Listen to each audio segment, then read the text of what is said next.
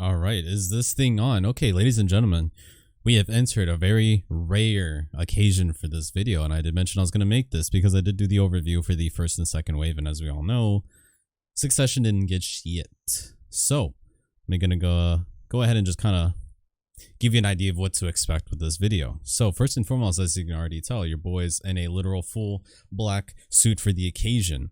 Call this the Kevin Samuels special, or I guess Kevin, I don't know, Kevin Samuels, Kevin Kaiju Samuels, I don't fucking know. Anyway, and you already know I mean business with this video because I'm going to go full in depth, if you didn't already tell by the length and duration of this video, to the point where your boy is even going to activate his Gojo 7s just for this fucking video. So the shades are coming on. So I mean fucking business, because there is a lot to discuss about the Succession Sorc issue, or better yet, even just, you know, the lack of, you know. So this is going to be done with the PowerPoint, and I also actually have my actual end game in, you know, behind the scenes if I actually need it, because I am going to be showcasing maybe some examples, maybe some stuff I need to show while I'm talking about this. But yeah, there's a lot to cover, so I needed to cover just a plethora of PowerPoints. But yes, this is going to be here if needed.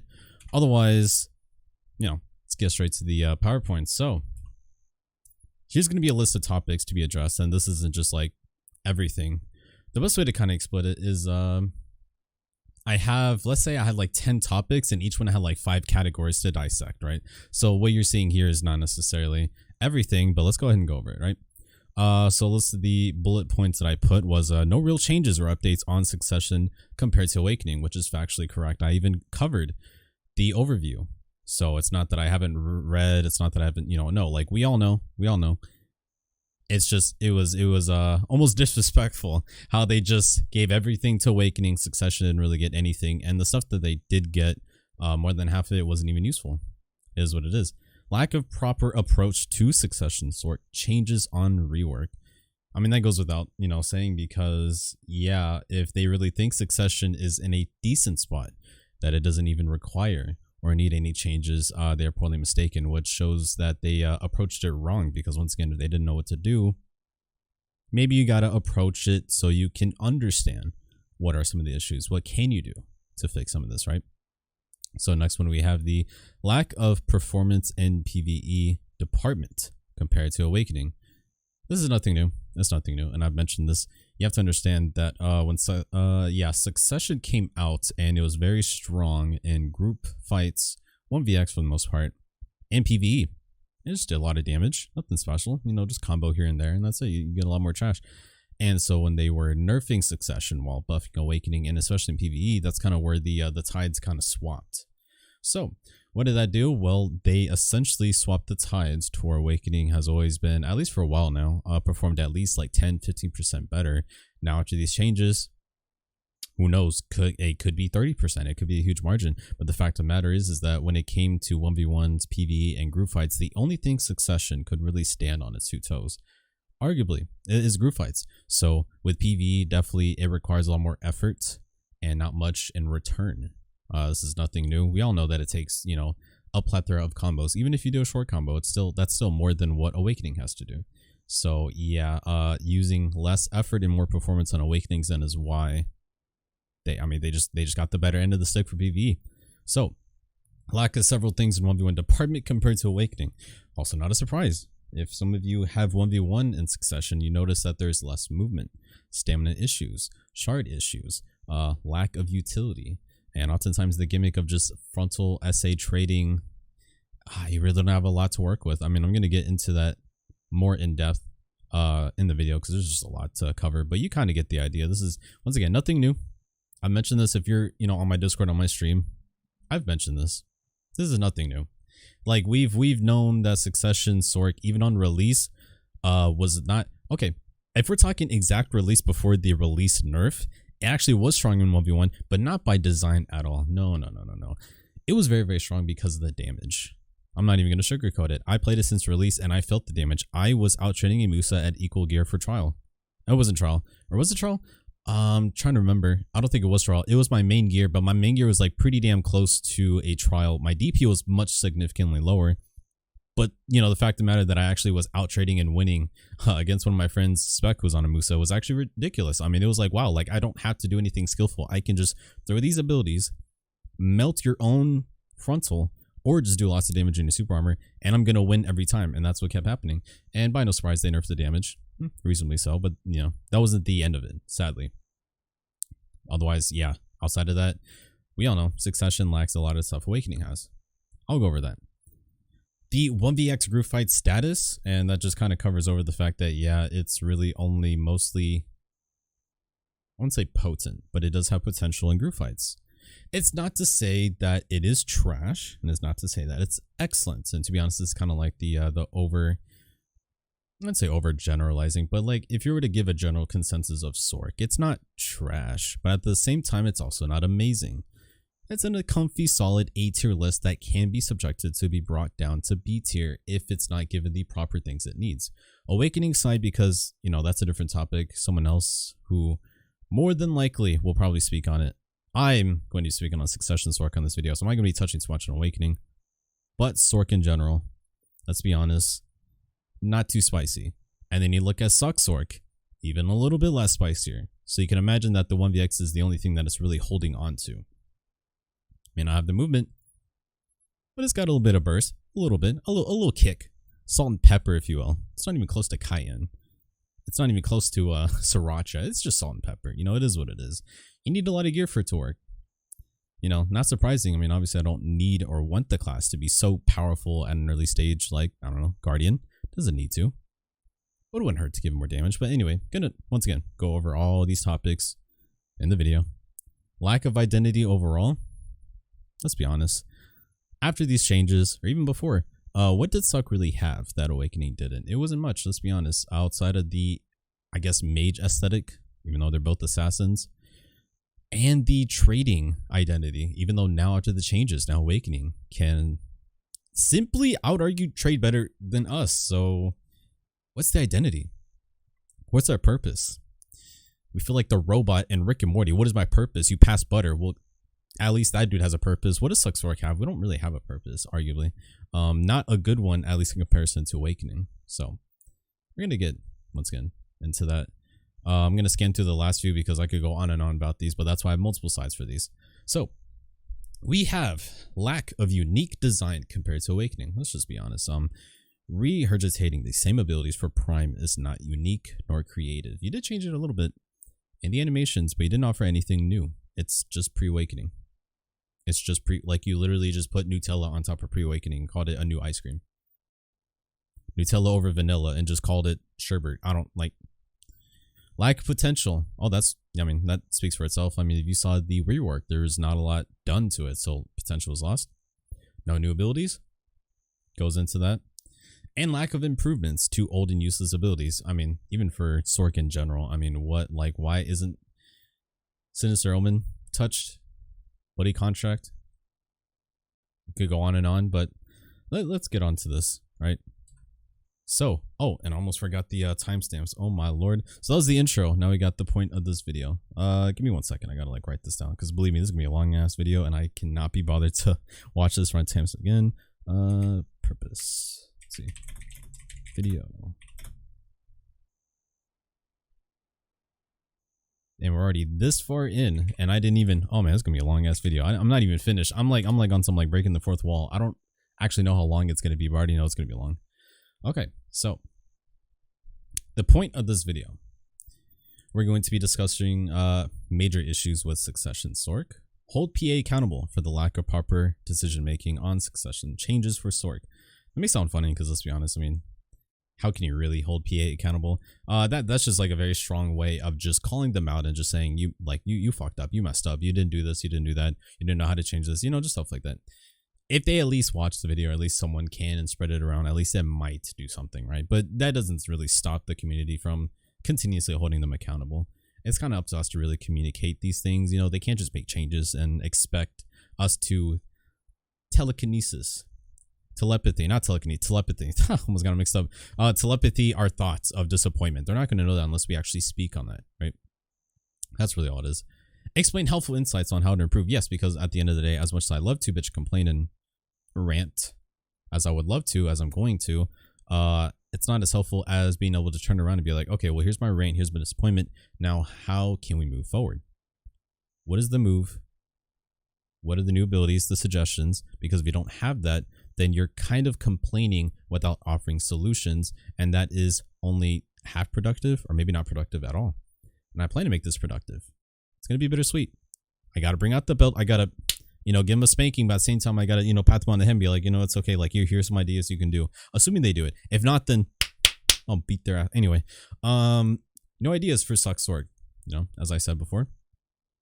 Also going to be a rant discussion. Productive and or constructive feedback for the most part. At least I'm going to try to, as much as I want to go off and rant. Let's be honest, I don't know any other person who's going to be making this kind of video for Succ Sorc, so it's going to be on my better, smarter behalf to try to be as civil and productive as possible. I even got the fucking suit for this shit to remind myself, like, hey, I'm cool, collective. Okay, so I don't need to be going on and off. I mean, I'll try not to. I mean, some of these topics do get me kind of heated, not gonna lie, just because of how dumb it is. But calm, cool, collected. That's what I'm going to be doing for this video. Speak on behalf of the Succ Sorc community, as I mentioned before. I mean, I don't know anyone else is going to speak on behalf. I said it, maybe Roland, Migatsu, maybe, a few other Succ Sorcs that actually won the tournament. It's pretty predominant in the community. Infrax or Shulky, I mean, shout outs to them. I don't know if they're willing to go as far as I am for this, but believe me, y'all don't have to. I'm more than willing to just, kind of take in a lot of this complaints and rants and just be able to give it a direction, give it an outlet. Use this video if you need to. Comment all your stuff. I'll bear all the hatred. Give me all the stuff and we'll make this like a collective Succ Sorc little hive community in this video. Just comment all your stuff because if they watch this video, they're probably going to watch read the comments too. So by all means, get ready to put a bunch of timestamps and bunch of comments, all the sucks. I'm going to be covering a lot of stuff for this video. So, going to be the point of this video. Now, why should you listen to me again? Another timestamp. And what is this? 12 women. Okay.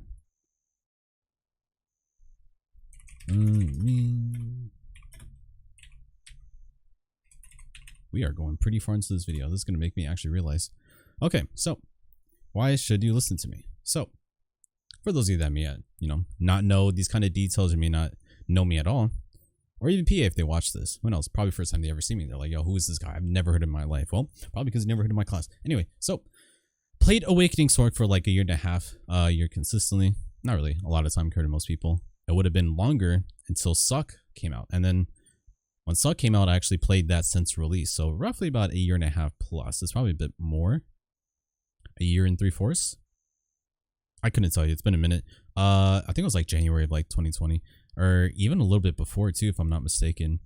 Yeah, it was, it's so fuzzy when it came out. I just remember like swapping to it like a couple days after. I never really kept track of the month. This was like way prior to me actually like making videos of anything. But yeah, so it tallies up to like at least 3 years or so, give or take. Gameplay of Sorc in general. I've been playing Succ Sorc since release. Never swapped off.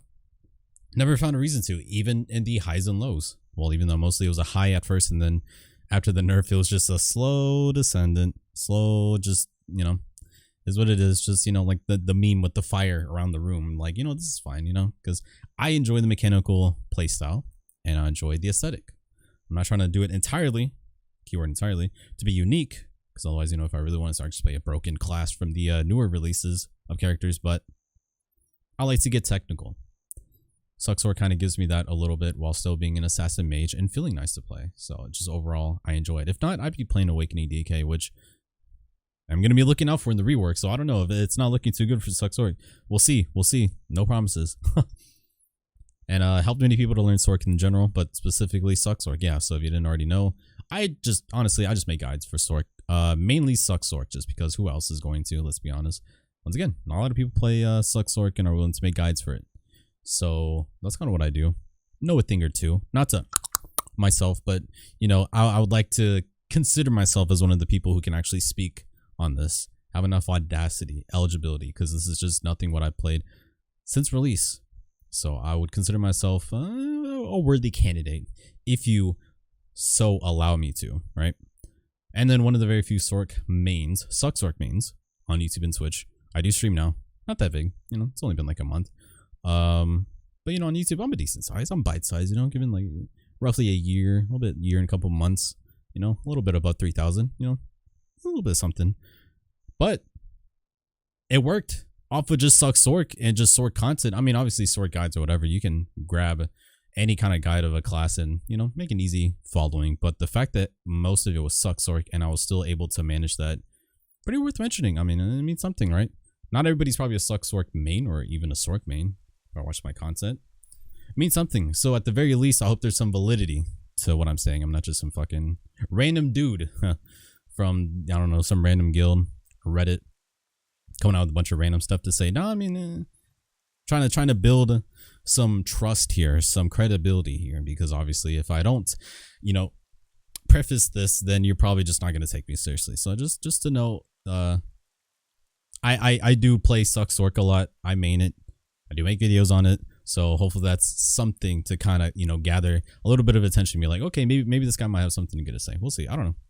It's up to you guys. So that's that part, and then we got the next part, the elephant in the room.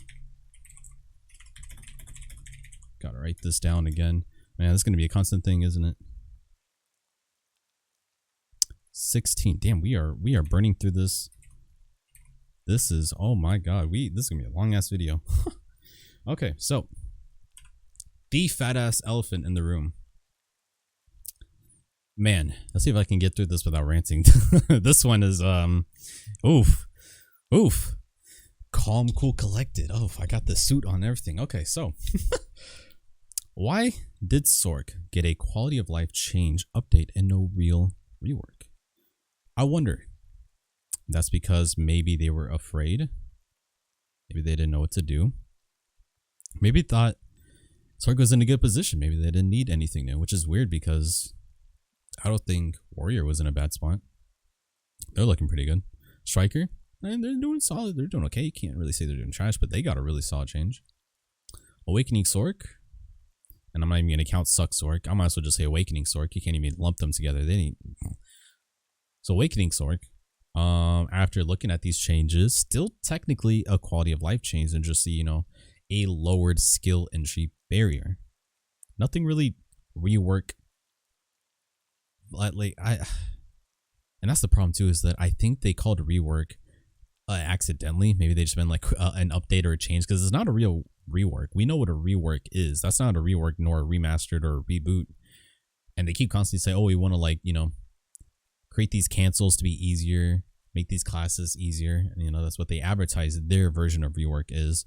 So it's kind of hard to really dice that argument, because if they already kind of blatantly explained what their original intention is, it's kind of hard for me to argue the rework argument, which is like, oh, that's not what a rework is, even though they clearly mention how they're going to approach it. Even though I would have just said, you know what, don't even call it a rework, just call it an update. You'd be on the safer end, because rework is going to give us false hope. Anyways, why did Awakening get 90? Yeah. Why did Awakening get 95% of the changes and updates? Why? Like, why was Awakening chosen to get these changes over Succ? Like, what was the thought process? Why did this happen? Because once again, if you played Sorc, anyone who's in the Sorc community knows that Awakening was already in a solid spot in comparison to Succ. If you were to ask the Sorc community, even with their biases, even if they were Awakening elitists, you're probably going to get a lot of answers saying, oh yeah, Succ Sorc needs it, because it's the same people who are constantly saying, yeah, Succ Sorc's not in the best spot. It is what it is. I try defending them. I really do. It's hard. Even after these changes, it's damn near impossible. But I tried. But I'm also realistic. I don't like to lie to people. I'm not going to try to be biased. You ask me an opinion on something, I'm going to give you the most realistic perspective that's hopefully not too biased. But I would still mention, hey, it is what it is, but they're a lot weaker in 1v1s for a lot of reasons. PvE underperforms by 10-15%, roughly.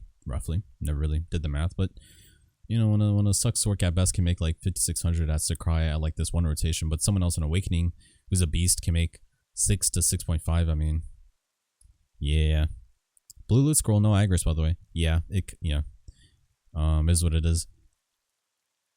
Do they think Sorc is in a great spot compared to Awakening? And I wonder that too. Like, why did they not give us changes? Did they really think Sorc was that strong that they had to? This is a misplay. This is something that I thought to myself, and you know, I gave it some thought. Don't get me wrong, I'm not trying to self-project and come with like conspiracy theories like, oh, why did they do this, why did they do that?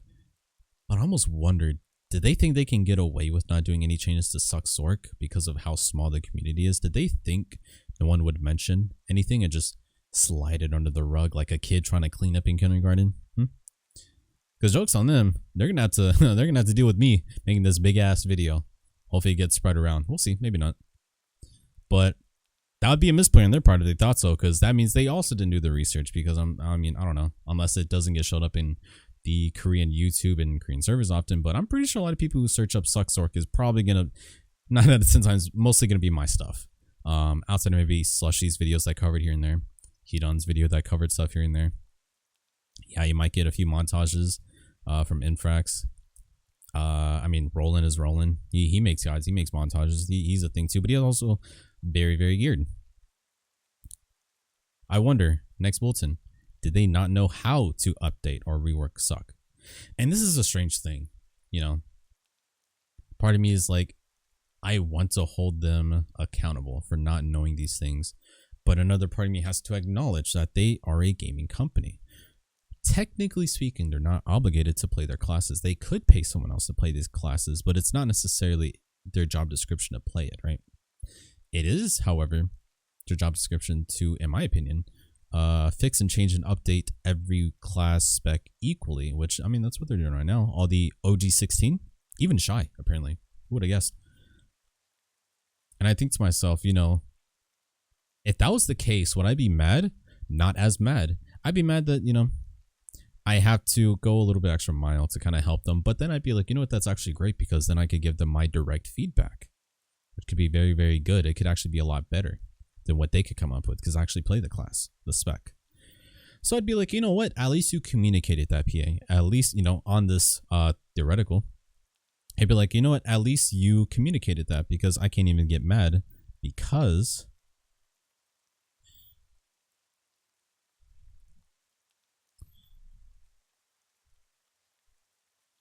did my shit just freeze?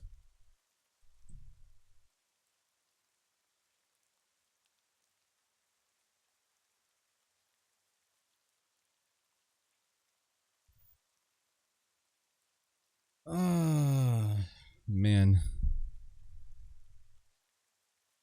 I don't know if this shit froze. I'm gonna have to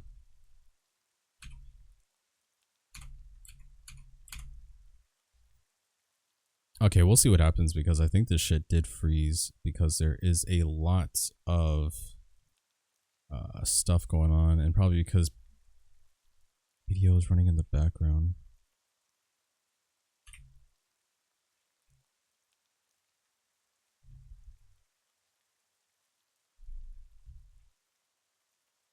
I don't really know.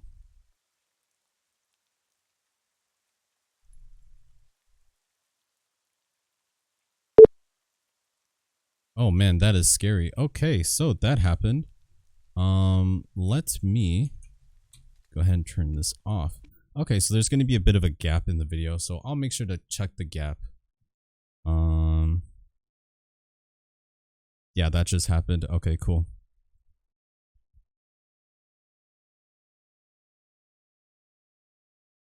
Wondering too. Okay, so this is gonna be interesting.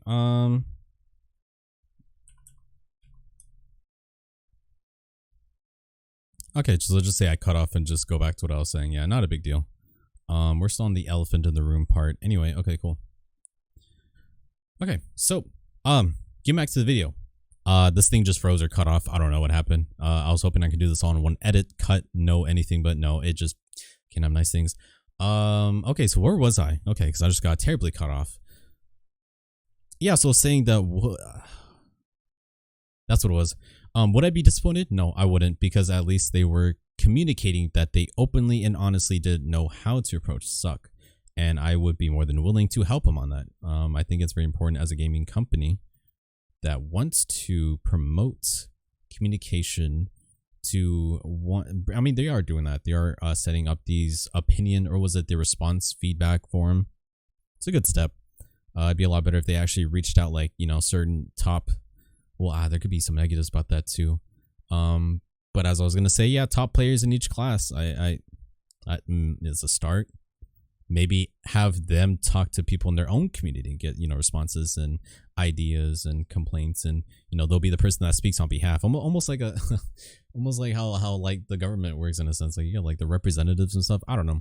There's a lot of approaches, but at the end of the day, I don't put it against them to an extent to play the class of no. I just put it against them for at least not admitting it, at least not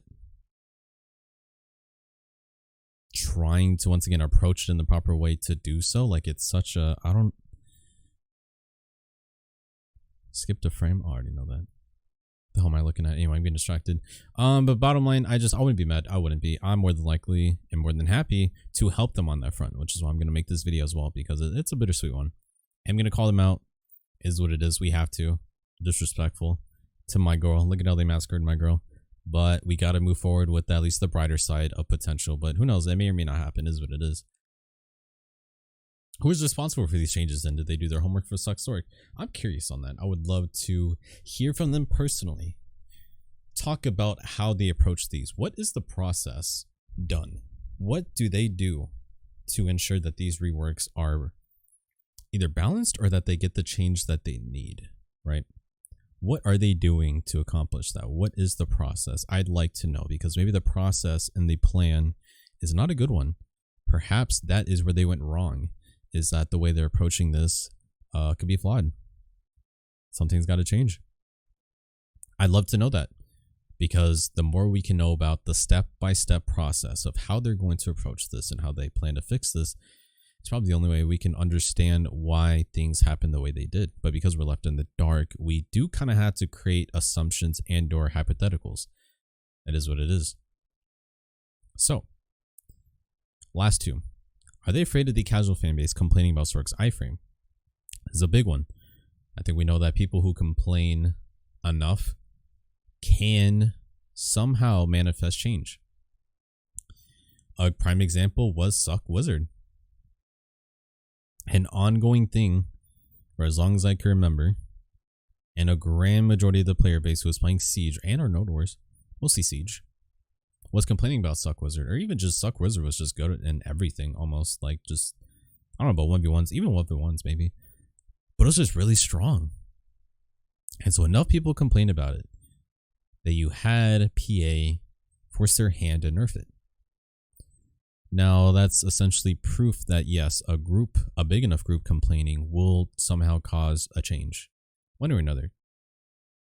So Sorc's iframe, yeah, it's still intact. It's still a thing, but it hasn't really been buffed significantly, which kind of proves that I guess PA is kind of happy with where it is to an extent.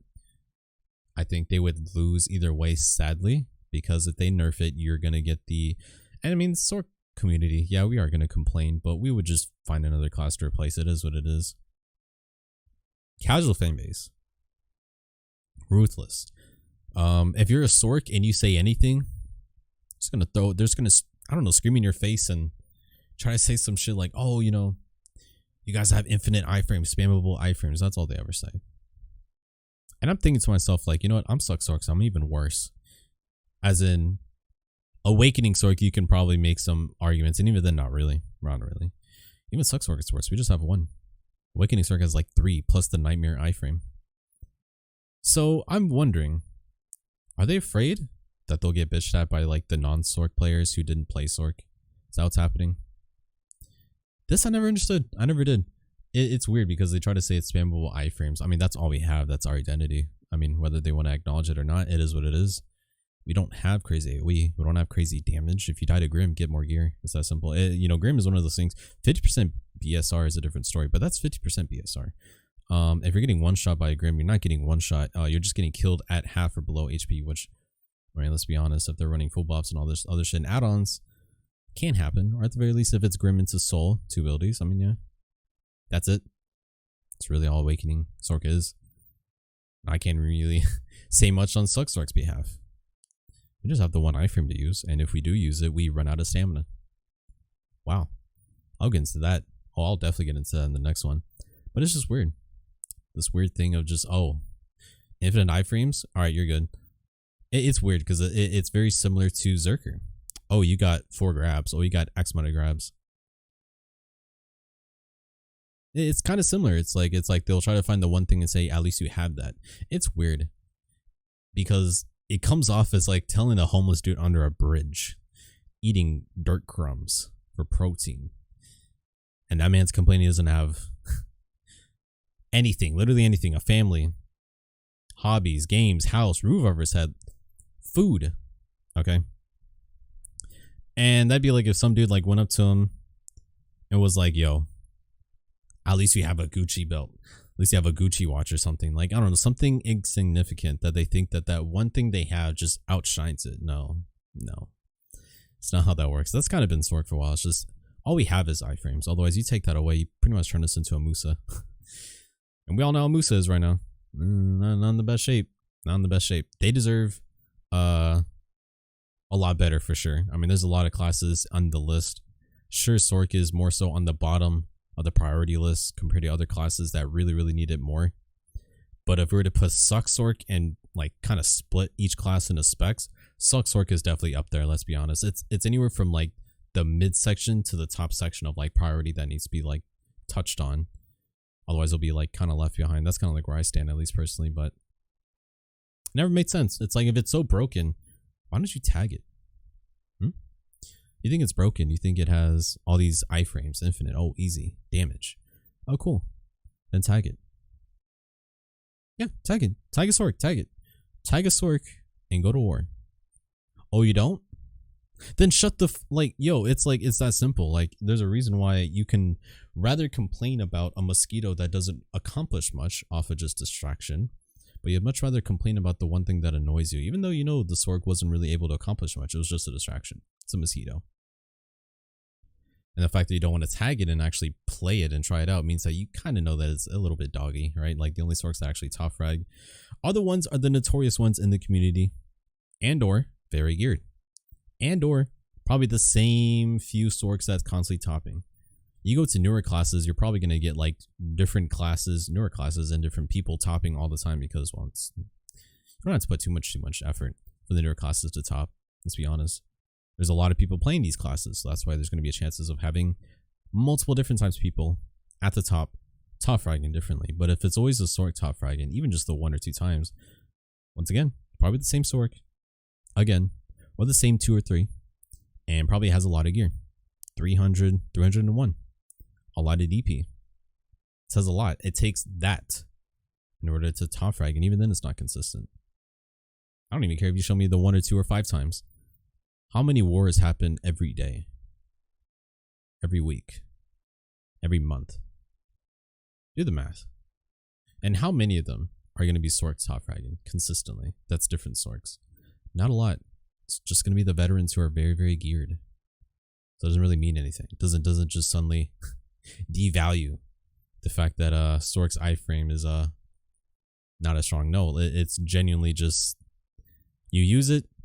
You mix it with other stuff until you run out of stamina, or you get a kill, and or you just escape because you can't, kill and finish the kill because, arguably it's a bit trickier, need a bit more damage, need a bit more, Once again, I'm gonna get more into the specifics on that, but once again, not really about Awakening Sorc. This is gonna be the last time I really talk about Awakening Sorc, but this pretty much happens to Succ Sorc too. We get lumped into, but it's just weird. This whole infinite iframe. Oh, you're a Sorc. You shouldn't complain. How dare you? You got infinite. Like, what do you? Stupid. All right. And are they aware of the state and future state of Sorc overall in the meta tier list? Yeah, I mean, let's not beat around the bush. They are realistically in the A tier list. I mean, there's really not. I mean, it hurts to say that, but yeah, and they're in the A tier list not because they got nerfed, unless you want to count Succ Sorc, which is ironic. They got pushed down from the S to A because newer classes came out that were stronger. I'm going to go into this a bit later into the video. I think I have a point where I go into how that ties into them making the class easier. But that's what happened. They did get nerfed. So the fact that they went from S to A shows that if changes aren't going to happen in their favor, some way, shape, or form, they'll continue to stay in A, or might even go down to B tier. Maybe not Awakening Sorc, but Succ Sorc, oh yeah, definitely.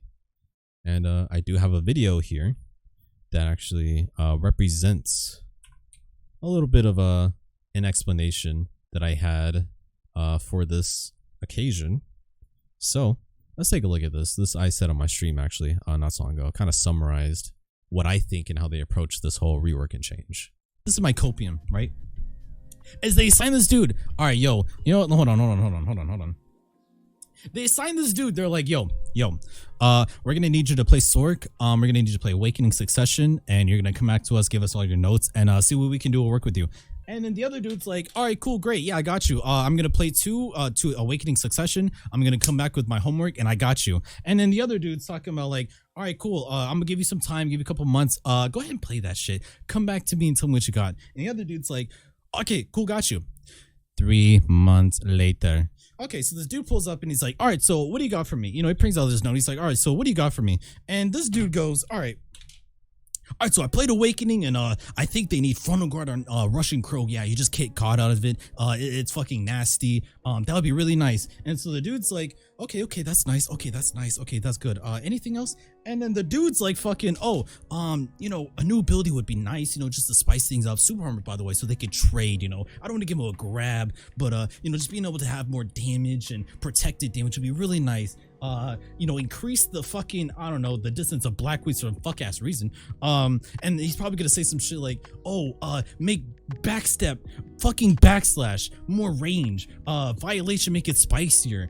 Gee, I don't know, change inputs, do other shit. So he's naming all this shit, and this dude's writing notes like, okay, that's kind of spicy, you know, nothing too sauce. And he said spammable eye from Awakening. Oh, that's okay, we'll make it easier for them. Okay, cool, so we're gonna add that shit.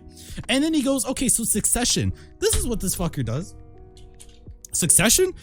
In his mind, he's like, shit, I forgot to fucking play Succession. Oh, fuck, what did that class do? Oh, shit. And the other dude's worried. He's like, sir, you played Succession, right? Yeah, you know, I played Succession. Oh, fuck, what did I play? Oh, Blackwave, yeah, Blackwave.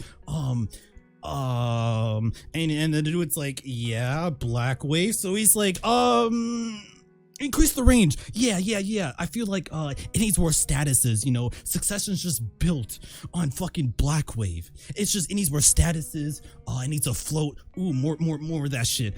Yeah. Just buff Blackwave. And then, you know, the dude's worried, but he's like, okay. Anything else? And the dude's like, he thinks of like, oh shit, what else does Succession do? Oh, Closet Darkness. Yes.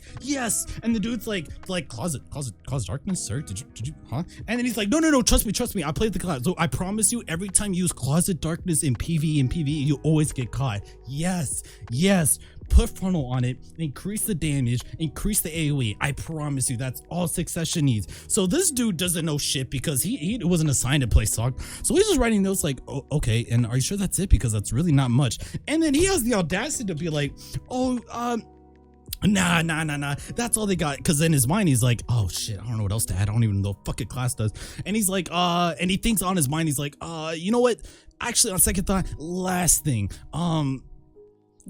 you know, just fuck it, just throw in Calamity Cancels. You know, Calamity is just such a nice ability. Lower the cooldown too, because you know Calamity, it looks different, it throws it. Yes, bro, survivability, that's what Succession needs. So this poor dickhead is just writing these notes and he has no fucking idea. This guy has no idea what he's talking about. He's just like, okay, lower the cooldown, got you. More cancels, okay, got you. And he's like, anything else? And this dude's like, nah, fam, that's it. And that basically is the story of how Succession got dicked because someone didn't do the job. Yep. And so that's what I said on stream. Shout out to those who were actually there in the clutch when I was actually saying that. But yeah, that is my best guess. That is what I had to come up with. It's in order to, you know, make sense of how they approach this change, update, whatever you rework. It's just, I don't know, it's sad. It's not a surprise that like Awakening just got like all the juice and not Succ. Like, what is going on in their mind? Like, why? Like, what evidence can they show to me that Succ Sorc is, you know, in a great spot? What evidence to me can they bring on any of that front that Awakening needed it more than Succ? Did they do it because there's more people on Awakening? I wonder that too. And I hope they understand that they did that. Okay? I want to know why so many people on Awakening, outside the ones that actually like Scythe and are veterans. It's because Succ didn't really become too, I wouldn't say easy, but performance viability was kind of lacking because you kept nerfing Succ while you kept Awakening, buffing Awakening. I lose my mind. That's what happened. Okay, I remember it. I had to swim in the changes like nothing happened, and it hurt. I was like, wow, you're nerfing Succ and you're buffing Awakening. I kind of see what's happening now. And so now the skewed population of each, it used to be all Succ, barely Awakening, and now it's just, you know, flip-flopped. Shouldn't be like that. Should be at least a good 50-50, but even then, that's kind of hard. I get that. 40-60 shouldn't be too hard to achieve. It is what it is. So that's why. So if they took that stance of, oh, because we wanted to make changes to the ones that were playing the Awakening more because I have more people, it's like, well, that you did that. You did that. Why does that's not because it's hard to make a statistical statement, but I'm willing to say that less than half, close to half, is not doing it really. It's kind of by choice, but they're also forced to, because if they play Succ, they know they're gonna make less trash, less performances, maybe just slightly less damage. Harder to play in 1v1s. You know, there's not too much going on for Succ that you can argue in favor of Succ outside of just, hey, aesthetic, mechanical feel, and group fights. That's it. And even then, because most people do value the easy grind as well. It is what it is. I mean, it's funny. After these changes, Succ Sorc is now factually harder to play than Awakening Sorc. That's crazy. Would have never imagined. The cancels are easier, but that's about it. It's not really enough. I mean, you made the class much easier significantly. I'll talk about that in a bit later in the video as well. That's crazy. Wow, Succ Sorc is harder to play than Awakening, and yet Awakening performs better. And that ultimately is the, I guess that's like the overall pyramid of classes, is who can have the most output with the least amount of work and effort. And that is kind of the constant push and pull between Succ Sorc and Awakening Sorc. It is what it is. Can't do anything about it. Let's go into the next video, shall we? So, they summarize paradox of Succ Sorc. This is going to be a legendary quote by the one and only Plasma09. A lot of you who are in my community and watch my streams know who he is. Helpful mod, helpful with the questions, does a lot for the community and for my videos. Helps work on stuff like the bots for my Twitch, does a lot. Shout outs to him. Big fucking help. I think this was on stream. I was like streaming. And he went and said this, and this was like very, very true. A very, very well-grounded statement that kind of describes Succ Sorc's paradox right now. Let's go through this list. I'm not even going to stop at each point. I'm just going to, because I'm going to talk about each topic anyway, so I'm just going to gloss over this and talk about it a little bit. So, he said this. The thing with Succ is that the class contradicts itself. It's an assassin class who lacks mobility. It's a mage class with 3 ranged skills. It's a slippery class, becoming asthmatic after 10 seconds. It's an super armor trading class with 1 super armor damage. It's a ranged class who cannot kite, and a melee class who cannot gap close easily. A burst class without burst outside of combos. A combo class who's lacking skills to combo with. Let that sink in, right? For all my Succ Sorc homies, let that sink in, because you guys know, you would know. Isn't it kind of weird how all of these are easily fixable just by adding more abilities and making simple changes, right? It's weird. It's like coding. You can create one solution to fix a problem, but somehow that solution creates like 10 other problems, right? These all stem, in my opinion, from the issues of just the incompleteness of Succ Sorc, and those who have played as long as I have kind of understand that. You really start to compare and be like, wow, just pre-awakening and maybe 2-3 abilities, mostly 2 I think, just Black Wave, Abyssal Flame are made useful. Everything else was still useless. or at the very least used the same way as Awakening. So you look and you think, wow, Awakening has more utility, has more this, more that, more damage, more ability options. And you look at Succ and it's like, what is going on here? Like, why do we have less abilities? Not much mage going on, lack of mobility. I mean, where's our super armor? We just have Bloody Calamity, excuse me. Russian Crow doesn't count. Both classes, our specs, have engulfing. Range can't kite. I mean, the melee cannot gap close, lacks movement. Doesn't really have the strong burst, and I'll get into that. And a combo class who's lacking skills to combo with. Let's be honest, if you did the math, there is actually less abilities on Succ to work with than there is on Awakening. And if that's the case, you need to have proper skill designing balances in order to compensate. And to compensate that, you give us either more abilities, you prime the entire pre-Awakening skill tree, or you do literally anything to try to compensate, and yet you refuse to. And why? Why do you? It's not like Sorc is, yeah, it's been complained that, funny enough, kind of half from the Sorc community, just because like the Awakening players didn't like it, and mostly every other class at that time period before Guardian came out, because it was way before, the dark ages of newer classes coming out, the Lamborghinis of the game. I'll get into that analogy. Around the time when really the only thing that was trading with me was just Musa. You could with Mawa, but no one plays Mawa. Lawn, I guess. I mean, well, yeah, this one Succ was coming out. And only a few other classes. So it wasn't really that many trading classes. I mean, I was doing this with Warrior too, and even then that was kind of funny. Either I would melt them down without having to skillfully catch them, just damage, trade, damage, or they would grab me. No surprise. So yeah, I can kind of understand the anger, not even anger, just frustration of how broken it was on release. I mean, most Succs were, I think, overtuned. But now, with Sorc, it's hard to speak on behalf of others. For those of you who also play Succ, who suffer the same shit, by all means, put that shit in the comments. Now it seems to be the opposite. Now it seems like Succ is the one that's getting the ass end of the stick and isn't really being able to do much. Doesn't have much to show for it.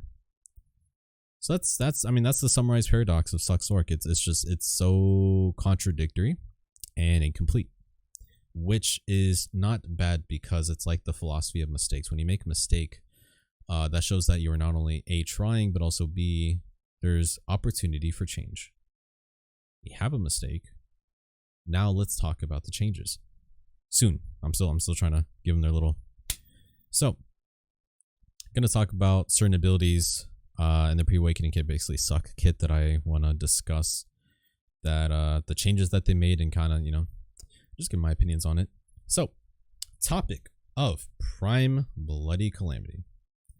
Cooldown from 20 seconds to 16 seconds, and this is what they had to say. Improved survivability by reducing the cooldown of Bloody Calamity, rough translation, skill, which is the sorceress, powerful health recovery tool. You know what's funny you say that, because there's a lot of wrong things with this. So, survivability.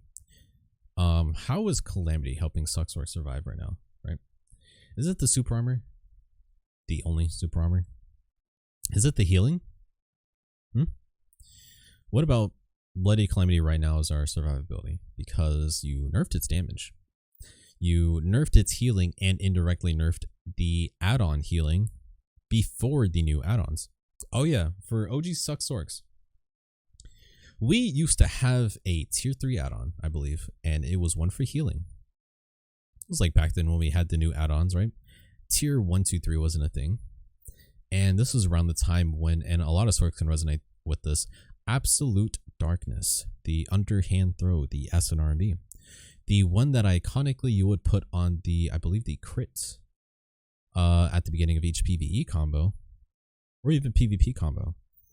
That was a thing, and around that time, I believe Succ Calamity, Bloody Calamity, had the option to pick healing on top of its already built-in healing, and it was really, really good, really, really strong. It helped a lot. That's all it needed, was just Calamity. The same way Dream, actually, believe it or not, back for the add-ons, you could actually use the mana add-on, and it was a lot better in a lot of ways. So that was the play with Succ. It was kind of nice. It was like, oh cool, so I can use Calamity for almost like a full regen of like a half or 3/4 of my HP. That was a lot depending on the hits, right? Of course. And Dream was the same thing with mana, and so that was like the setup. And then once they nerfed it a little bit on both behalves, and when they created the new add-ons, that's when things kind of changed. So Calamity, 20 seconds to 16 seconds. I'll take that, but don't think that that's really going to help our survivability. If anything, that helps us to throw more stuff at them for pressure, because we are lacking a bit of that pressure. So once again, it's lacking healing, lacking damage. At least, I mean, I gotta give them props for this. They gave us a new cancel with Shadow Eruption, Ultimate Dark Flame, Midnight Stinger, Violation, and Backslash. I'll take it. I'll take it. Not bad. Good step. Good step. But it's not enough. You know, it's like when someone does like 10 things wrong, but they did the one thing right. This is like one of the one thing right. It's not enough to overshine it, but I gotta give you props for props too. But you didn't have the audacity to tell us it canceled after Shadow Eruption. Why? Is that because you created new cancels, new ways Shadow Eruption can transition after abilities, and maybe it created a new cancel you're not aware of? I'll take that. I'll take that. You know, that happens. I'm not a dev. I don't understand what goes on when you put in key inputs and stuff like that, but I had to find out the Shadow Eruption myself. I don't think anyone else had known about it until I brought it up. Or other Succ Sorcs who were playtesting found it out just, you know, off a chance. But at least we got cancels. This helps. This helps. I gotta admit, this helps. But the statement is what scares me, because this shows me that they kind of gave like a filler response. This is kind of like the same response I give when I didn't do my homework on my history test and I try to just come up with something random. Like, oh yeah, the Alamo, you know, the Texans, man, I don't know, I'm trying to think of something that's like on the same page as this. They say, well, oh yeah, the Texans created the Alamo as like a monument. But you know, they didn't, they created it so that way they could have a good defense fortress against like weathering and animals. I don't know, like there's ways we all know as people who've been to school before and didn't do homework and or try to BS their way into short answers and whatnot. I do it all the time, I'm not gonna lie. But I feel like in this game you can't really get away with that, because us, the fans, you know, whether you want to PA wants to admit it or not, yes, sure, the game's like, you know, on the rise, top 4, you know, doing really good. It's got its community, supposedly. But that doesn't mean you should get away with just, you know, pissing off like a small part of the community. Even if like, you know, it's a small part, you shouldn't go out of your way to pretend like you know what you're doing or know what you're talking about. Just admit that you're not familiar with Succ Sorc. Be open to it. Just be like, yeah, we don't know what to do, so we're looking for feedback on what to do and we'll look at it. I would have taken it. But instead you took it upon yourself to write something that was not really correct, wasn't on the ball. You don't really improve survivability or reducing the cooldown. That's not, no. And it's not really a powerful health recovery tool. It's not powerful. It's a health recovery tool. It's not a powerful one. You guys nerfed it and took away the add-on it used to have. So unless we get the healing and damage back, the way Calamity works right now, you almost rather put it to 12 seconds because it just doesn't do that much healing and damage. It's, funny enough, weaker than Absolute, the Awakening version of Calamity. The only way Prime is going to do more damage is if you do the full version. And for those of you who are not aware or aware, Bloody Calamity on Prime, it's an ability that has 2 of the same AoEs that you see on Absolute, right? You activate on Absolute for Awakening, and it's just like a red AoE on the ground, like red. So it's boom, that's it. Prime, it's boom, boom, and then you go up and then you throw it, right? Boom, boom, and then throw it. So it's 3 parts. So unless you did all 3 parts and throw it, most of the time you just throw it. And that throwing part is around the same damage, if not a little bit less. And definitely the little first boom is significantly less. But obviously if you wanted to spread the damage because there's 3 parts, that's one thing. But even then. So that's really all there is to mention with Prime Calamity. Should be easy, I think, to fix this. You're not really doing much. You did the cooldown, that's cool. Now bump the healing, bump the damage. By how much, I couldn't tell you because it's kind of hard. I can remember how much healing it did before. Damage, it goes back to just lowering the PvP reduction, but I'm going to get to that. But that's really all there is to mention with Bloody Calamity. Now, topic of Prime Violation. Let's talk about this one. So, you made a change where the 25% crit used to be for PvE. And now you made it universal, meaning it can also apply in PvP on other people. Okay. And here's what they had to say. in order to compensate for the lack of PvP damage of the Sorcerer of Succession. The critical hit rate has been improved to be applied to the player as well. So there's a lot of things wrong with this, and it's funny, I feel like a fucking history English teacher having to grade people's responses and be like, well, this is why it's not. No.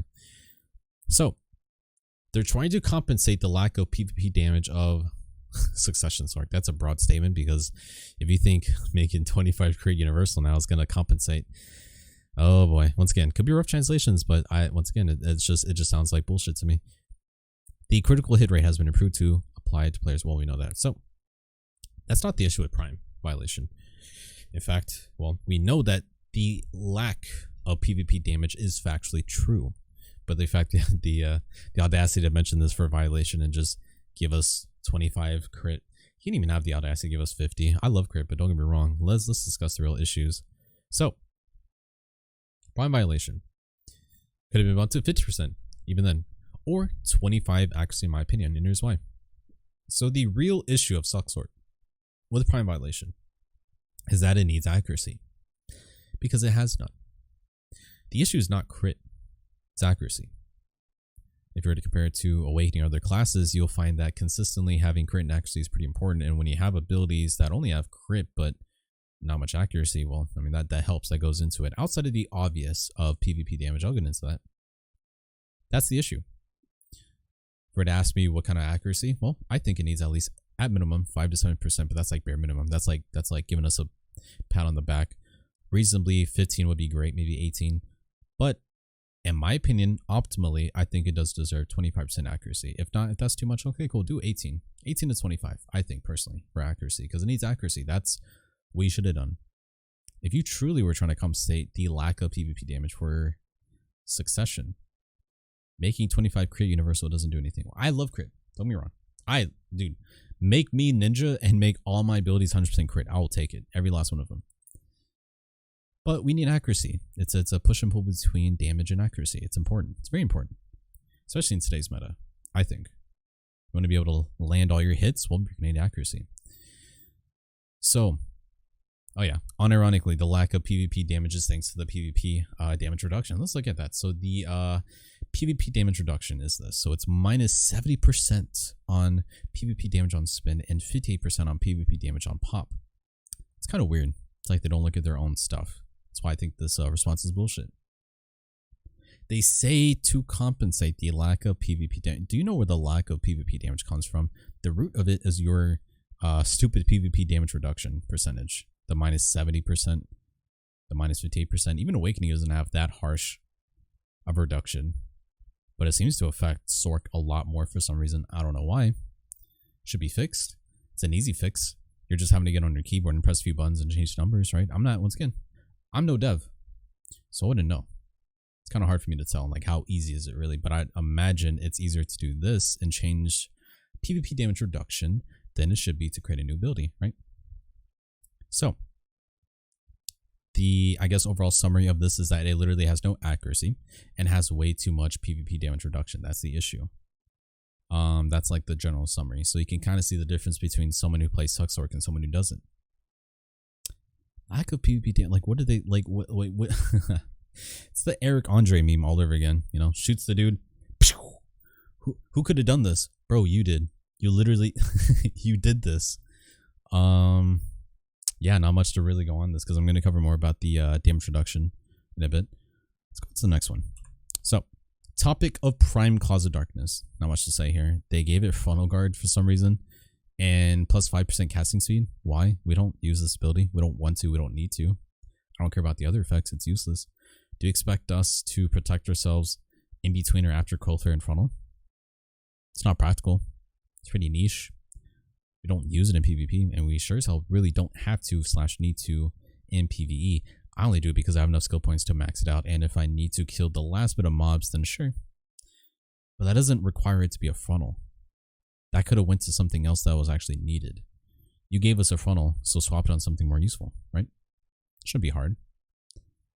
Or, and I'll get into this on the next one, but the whole S block and, you know, block, right? That's for the next slide, when we get to that. But yeah, I don't know. This was just random. This was useless. I mean, it just, like, what, why? We don't use Cause of Darkness. We never will. Unless you change the design. We have no reason, no inkling, no want to use this ability. It's just so awkward. It just doesn't really fit the kit. It's weird because you have Awakening with their basic attacks with the Scythe. We don't really have that. The closest thing we have is Claws, and maybe then we choose not to use it because it just doesn't fit. So, and you failed. This was an F. Try next time. This was I don't know. It's weird. I don't know. Like, what frontal guards and Claws were we thinking? Okay. Topic of Prime Black Wave. So, float concept on one hit is interesting, I guess. And I have to say interesting. You know, it's not often that they try to add this form of float in the way they did. Are we going to catch someone raw with it? I doubt it, but we'll see when live servers come out. Is it going to be used to continue a combo with the float? Yeah, I believe it. I mean, I think you could probably do Black Wave into Violation. That's the thing. Nice little air attack. I'm sure there's ways that float on Prime Black Wave is needed. Not needed, can be used. And it, I don't know, it could make it into one of my combo videos. Who knows? We'll see. But I have to give them that it's interesting. It's not what we need. It's not a priority. But I applaud them for adding something a little bit different from, you know, something I would have normally asked of or used. So I'd have been like, okay, cool. So now I can actually look at Black Wave and be like, I can actually float with this. Interesting. Could come in handy. I'm not against floats. We live in an adamantine meta. In a meta where your bound and KDs are useless, your stiffens and floats are kings. And that is something that Sorc has over Awakening, at least for now. So the more floats, the merrier. Can't complain. Weird. It's not what we needed. Doesn't help to compensate, but it's interesting. Bigger overall radius and range. Yeah, as you saw, it was big. 110 degrees. Pretty big. Like a big pizza slice you'd get at like Sam's Club. I don't know. Bit more damage, apparently. I haven't really seen the damage difference. It didn't seem that much different to me. It was just like, what, more hits? I guess. It's whatever, right? Supposed 100% down smash on third wave. It's supposed to be because it doesn't even mention that in the text. Why? Is it not fully translated? Fully implemented? Is that a bug? I tested it. Seems to have been on every third wave, unless I'm just RNG carried. Wish I had it recorded too, but unfortunately I didn't have people after the fact making the video for the second wave on G Labs, but it is what it is. Well, it's supposed, because once again, could change, could be a bug that they might fix. It may not even be intentional. I don't know. Somehow they might have messed up the code. Maybe it was only meant to be the original 30% on each. I don't know. Hard to tell. We'll see. So that's why it's just kind of fingers crossed, I guess, that we keep it, because that'd be cool. And here's why. I don't really like to use Black Wave anymore. I used to. It used to be fun using it, but now I'm just like, man, I just use it for the pop. I want to kill. I'm done with trolling and flipping people like pancakes. I want to kill. So, having a guaranteed down smash on the third wave is pretty spicy, and here's why. Now, even though Adamantine does exist, you know, KD's is kind of tricky. Being able to go into a stiffen float and then KD, do filler damage, and then time your Black Wave so that the third wave hits at the sweet spot a little bit before the KD for second last. So that way when you do hit that down smash right before the 4 seconds is up, it'll be down smashed, and then upon recovery state, so getting up from the ground, you can then stiffen and then continue a consistent guaranteed CC reset, which is something I think Succ definitely needs, at least in compensation for not having much damage and abilities. CC reset is a way to compensate using the same thing over and over again. You just have to reset. Yes, you can reset prior to this, even with the add-ons, 50% to make it 45% chance to down smash on all waves. It's just not consistent. It's hard for me. I mean, once again, it can happen. It will happen. There are sometimes it doesn't happen at the right time, so they might get up when you don't want them to, but it is what it is. But I would rather have a consistent down smash personally. So if that's the case here, keep it. I hope so. But we'll see. And this is what they had to say. I need chakra. Hold on. Alright. So, they said the Black Wave skill has decent damage, but it doesn't have status's effect.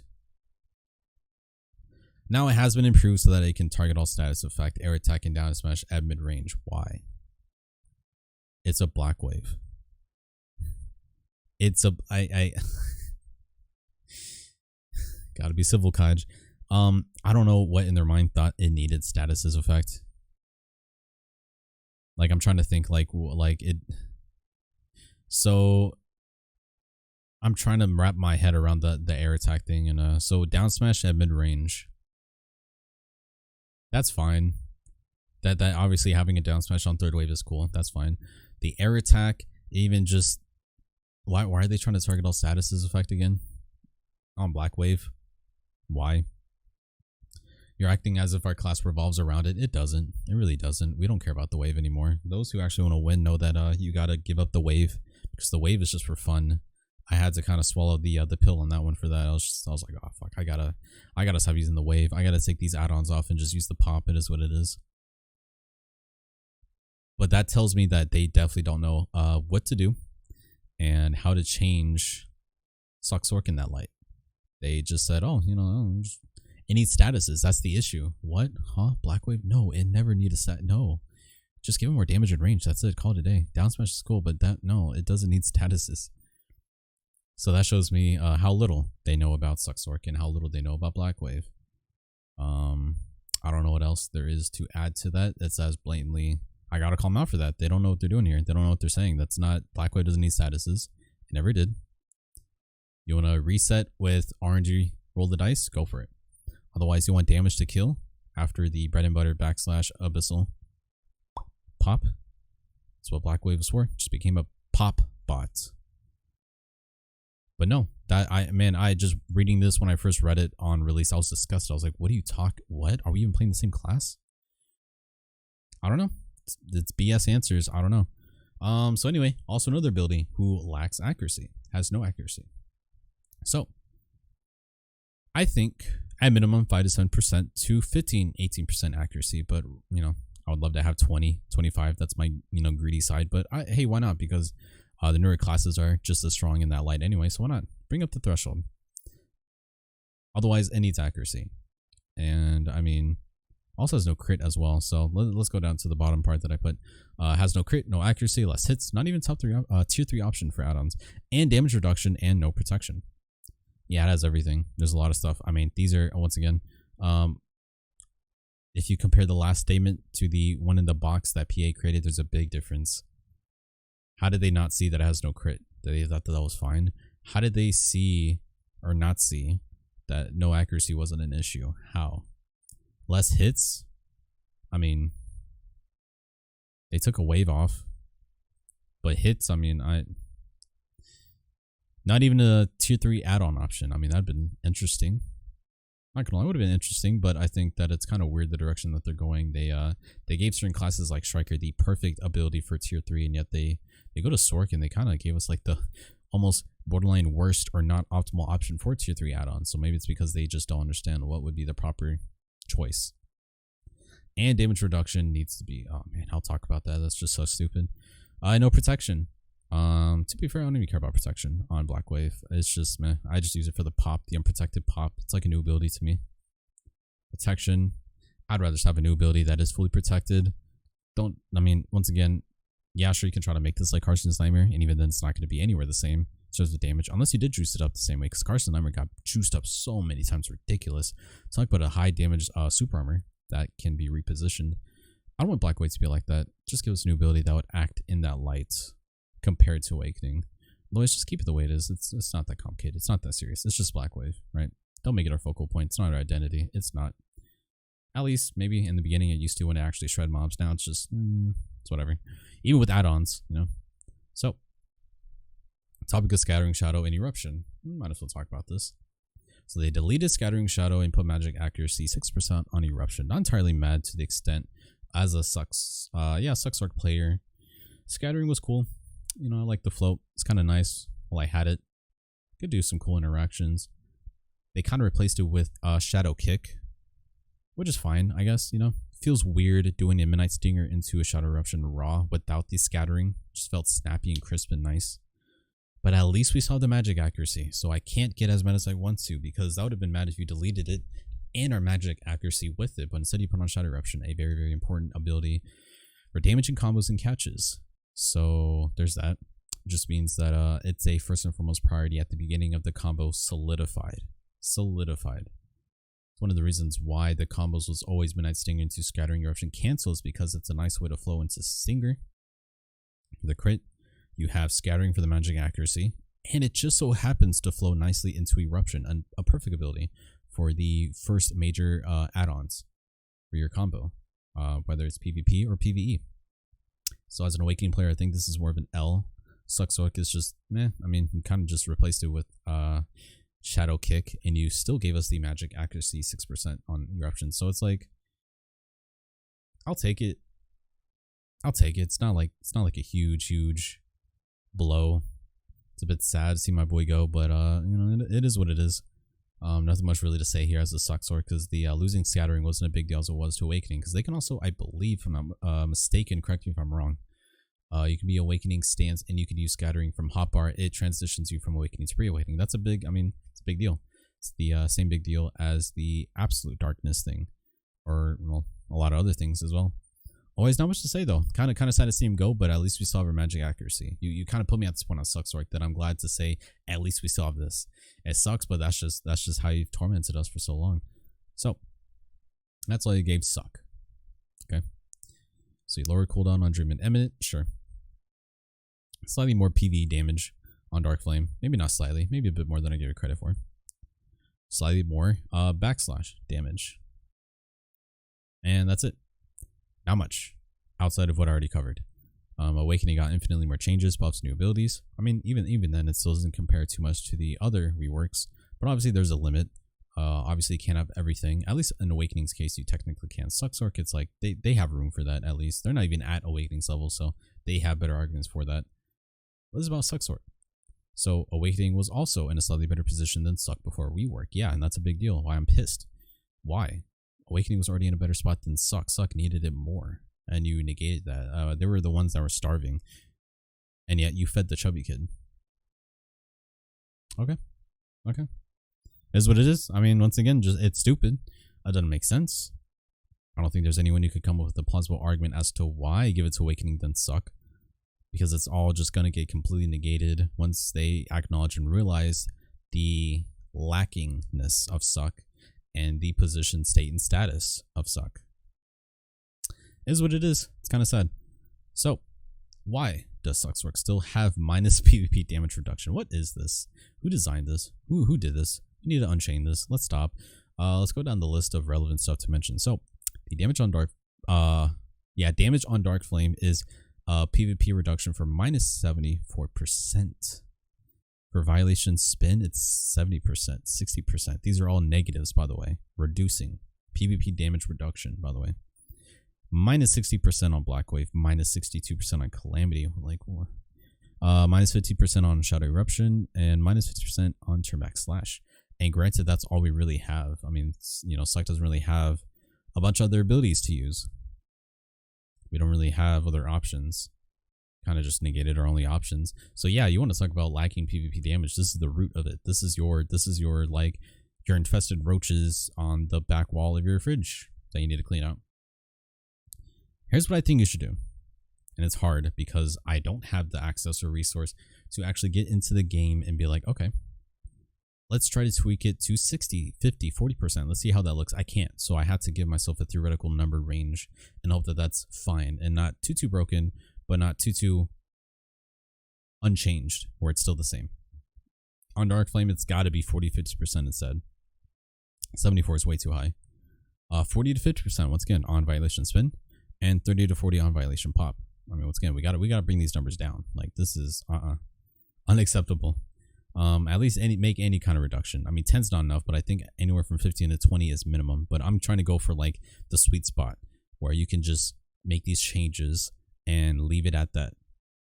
So, like I said, 30 to 40 on Black Wave, 30 to 40 on Calamity, 25 to 30 on Shadow Eruption, and 25 to 30 on Turn-Back Slash. And then let's see what happens. I mean, let's be honest, the damage that Sorc had on release was a lot. But would it be a lot in today's standards with the newer classes? Maybe not. It might even be considered average in today's standards. That's how crazy it is. The power scaling is ridiculous. The threshold's ridiculous. I would have loved to see our damage come back, or any form of it come back. Honestly, that would have been a bad idea. And it's the easiest change. You can be super lazy and just say, all right, take your damage back. Something. And yet you guys refuse to do that. I don't know why.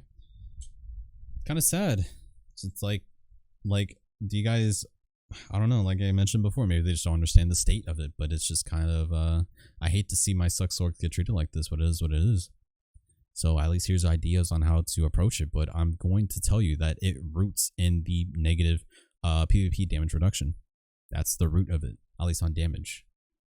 So, with that being said, Succ has enough crit already. So let's put it this way. Stinger gives us 40% crit, basically 24/7. Food and Drought are 20% crit, and, you know, the +5 personal crit, you know, when you press P. Add-ons are about like 20% crit at least, sometimes 30. So roughly 80% crit overall. Roughly. So crit is an issue. Although, don't get me wrong, I love crit. I love crit. Give me all the crit. 100%. 100 and 200 just for the flex. 200%. But you got to be able to give us accuracy where we need it. Already have enough crit. We need the accuracy. Which goes into my next tab, hopefully. Yeah, we need accuracy. Yep. We need accuracy. So both Prime Violation and Black Wave have 0 accuracy. Why? Give them accuracy. Let them have fun. It's not the end of the world. Just add it. Don't be stubborn. Just add it. Overall accuracy is low and or lacking. Yep. Even with magic accuracy of 6% and add-ons, it brings up us to roughly 10% accuracy base. It's very low compared to Awakening's 20%. Awakenings when it comes to, yeah, so 20% on Grim, 15% on Soul Reaper, 10% on Backslash, and 50% violation at base for Awakening. So yeah, I mean, gotta compare the main damage dealers for Awakening and compare the main damage dealers for Sorc, and you can notice, yeah, there's a big difference. And it's an easy fix. So this one I almost would be as mad as I would be, but I'm like, you know, it's an easy fix. I'm confident that all they need to do is be brought to the attention of this, and maybe they, I don't know, maybe, I'm hoping. It's an easy change. Not really doing much. You're really just changing numbers, my friend. Just changing numbers. I'm no dev, but once again, just changing numbers. So, Carnage Nightmare has no accuracy, but 100% PvP damage with barely minus 10 PvP damage reduction. It's basically 100. And it does a lot of damage, and it got buffed, so it almost doesn't even need the accuracy. So if you're going to use that argument like, oh, but Carnage has no accuracy, it really doesn't. It doesn't need it. It's really, really strong. Really strong. They buffed it before and after the reworks to now, unless you want to grab the Awakening Sorc. I don't think anyone's crazy enough, unless you have the gear or class. I don't think anyone's crazy enough to really out-trade them or take that Carnage Nightmare challenge, let's be honest.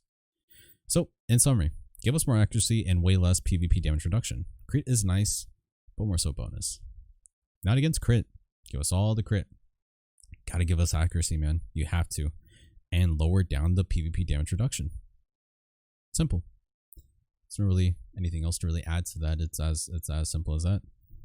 Next tab. What is the point of Succ in general? Yeah, let's talk about that. It doesn't even have BSR, which makes sense to the lore. I think Black Spirit Rage BSR links with the Awakening. How the Black Spirits link to your Awakening. That's fine. But it doesn't have BSR. It just has the 100%. They don't have the other list of BSR. It doesn't have core skills. Would be nice to have core skills for Succ, but maybe that's too like linear, like too parallel. You know, it needs to be differences in their own way. Didn't get a new ability. I don't know. This one pisses me off the most. One of the most, top 3 for sure. Next, Factually has less abilities than the Awakening Spec. Yep, I mentioned this before. Factually has less. I don't understand why they looked at Succ with no BSR, no core skills, no new abilities, and decided, you know what? Yeah, give it all to Awakening. Like, who's making the shots here? If no new skill tree, why not prime every pre-Awakening ability? I mean, this is an easy fix to compensating the fact that pre-Awakening Succ has less abilities than Awakening. If you don't want to give us a new skill tree, then at least prime everything and make them useful, revamp them, rework them, give us new stuff. I mean, you even have Bloody Contract and Sinister Omen to work with. I'd argue you have Sinister Energy, upgrade signs at least for Succ. I mean, there's stuff you could do. You could prime everything. I know you can. And even then, it's still lack abilities, but at least that's a good direction. It's a good start. Why is there still useless abilities in pre-awakening on Succ? At least on Succ. I mean, it's Sorc in general, but at least on Succ. You would think we would get the rework of Bloody Contract, I think. Almost forgot the ability. And Sinister Omen, but we didn't. Why do you guys continue? Like, it's weird. Like, that's how you know you tunnel vision in Awakening.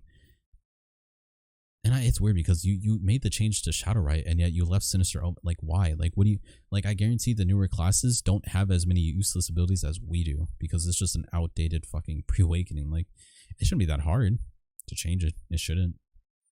Just create new abilities. Just put in effort. Put in some elbow grease. Come on. Do something.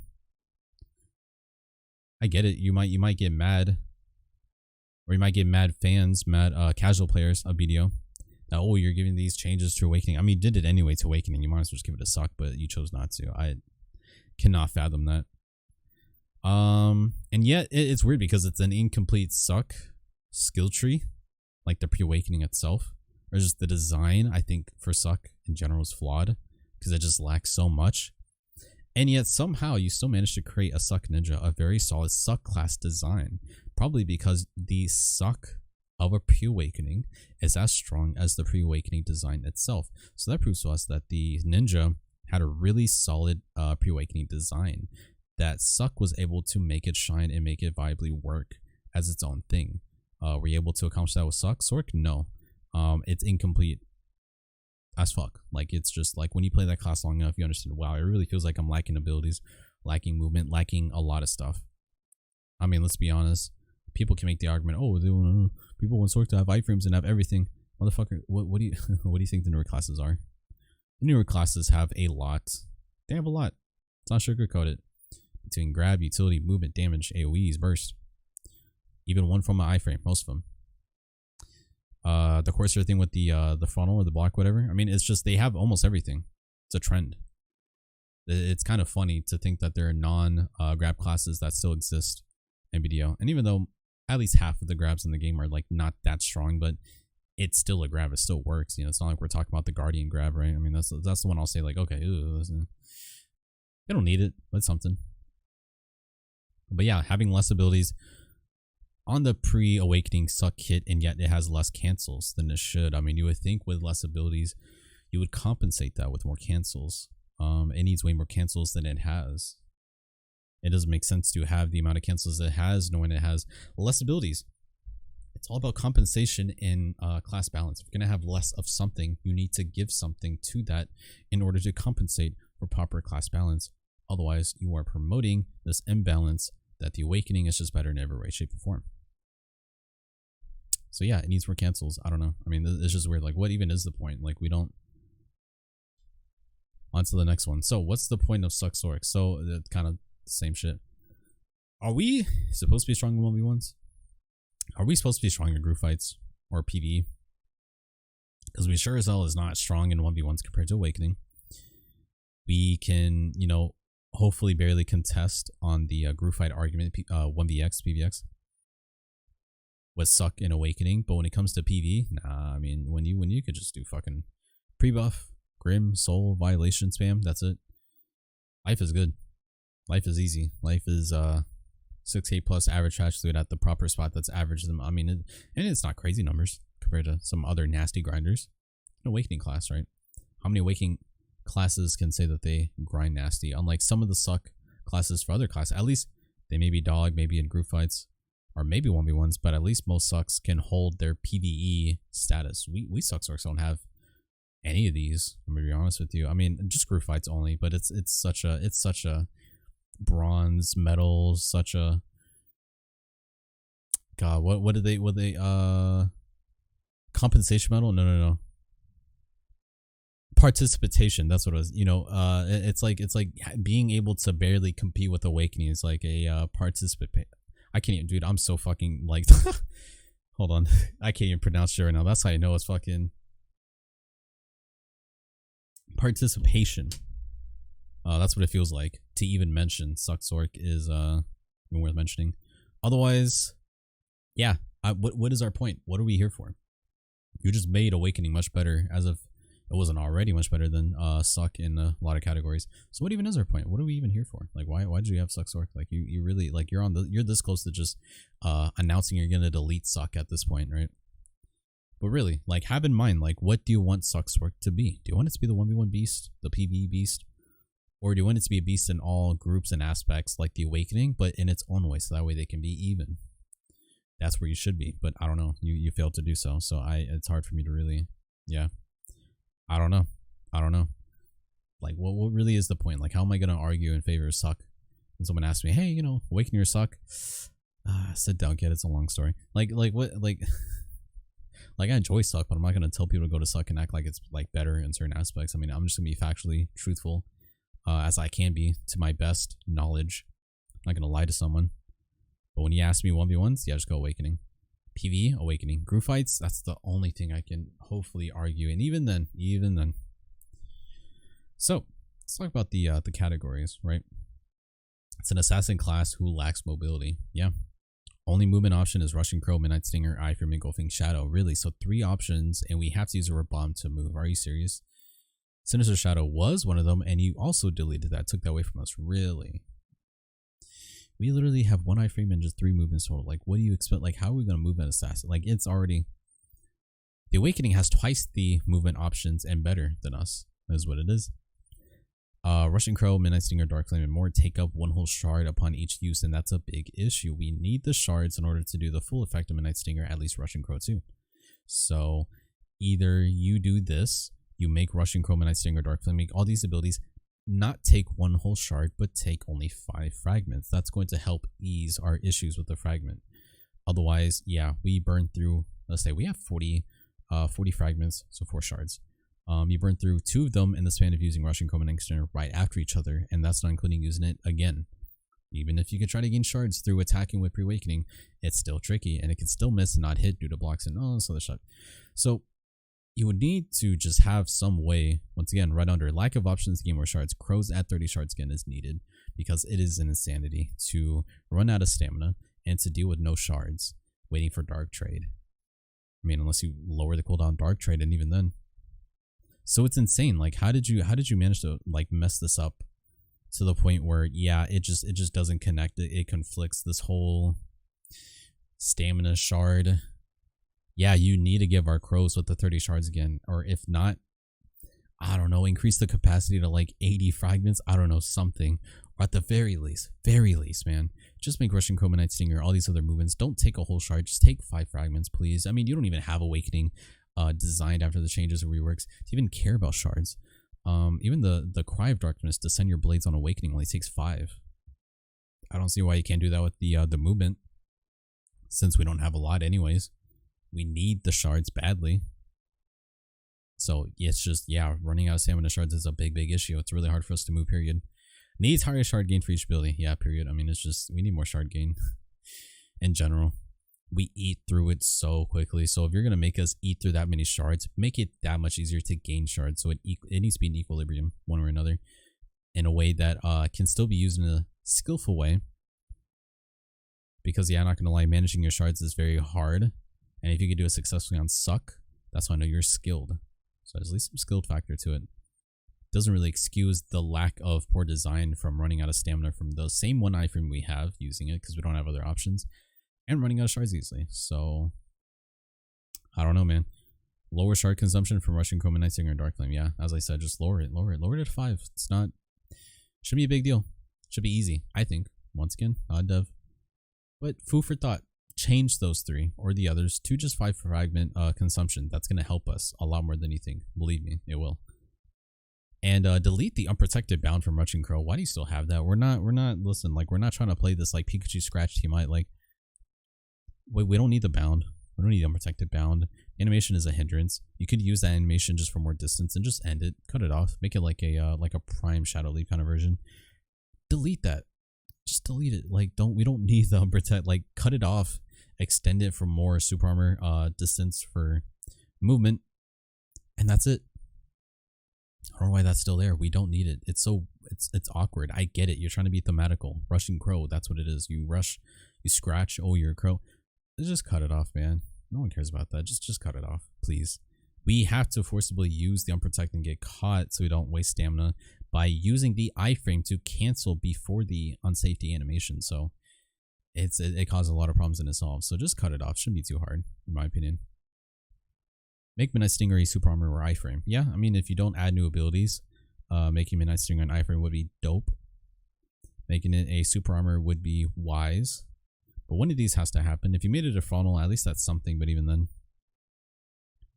it's just, yeah, we really, I mean, when you use the 3 movements mixed with other variety and versions, once again, it's like the Crayola analogy.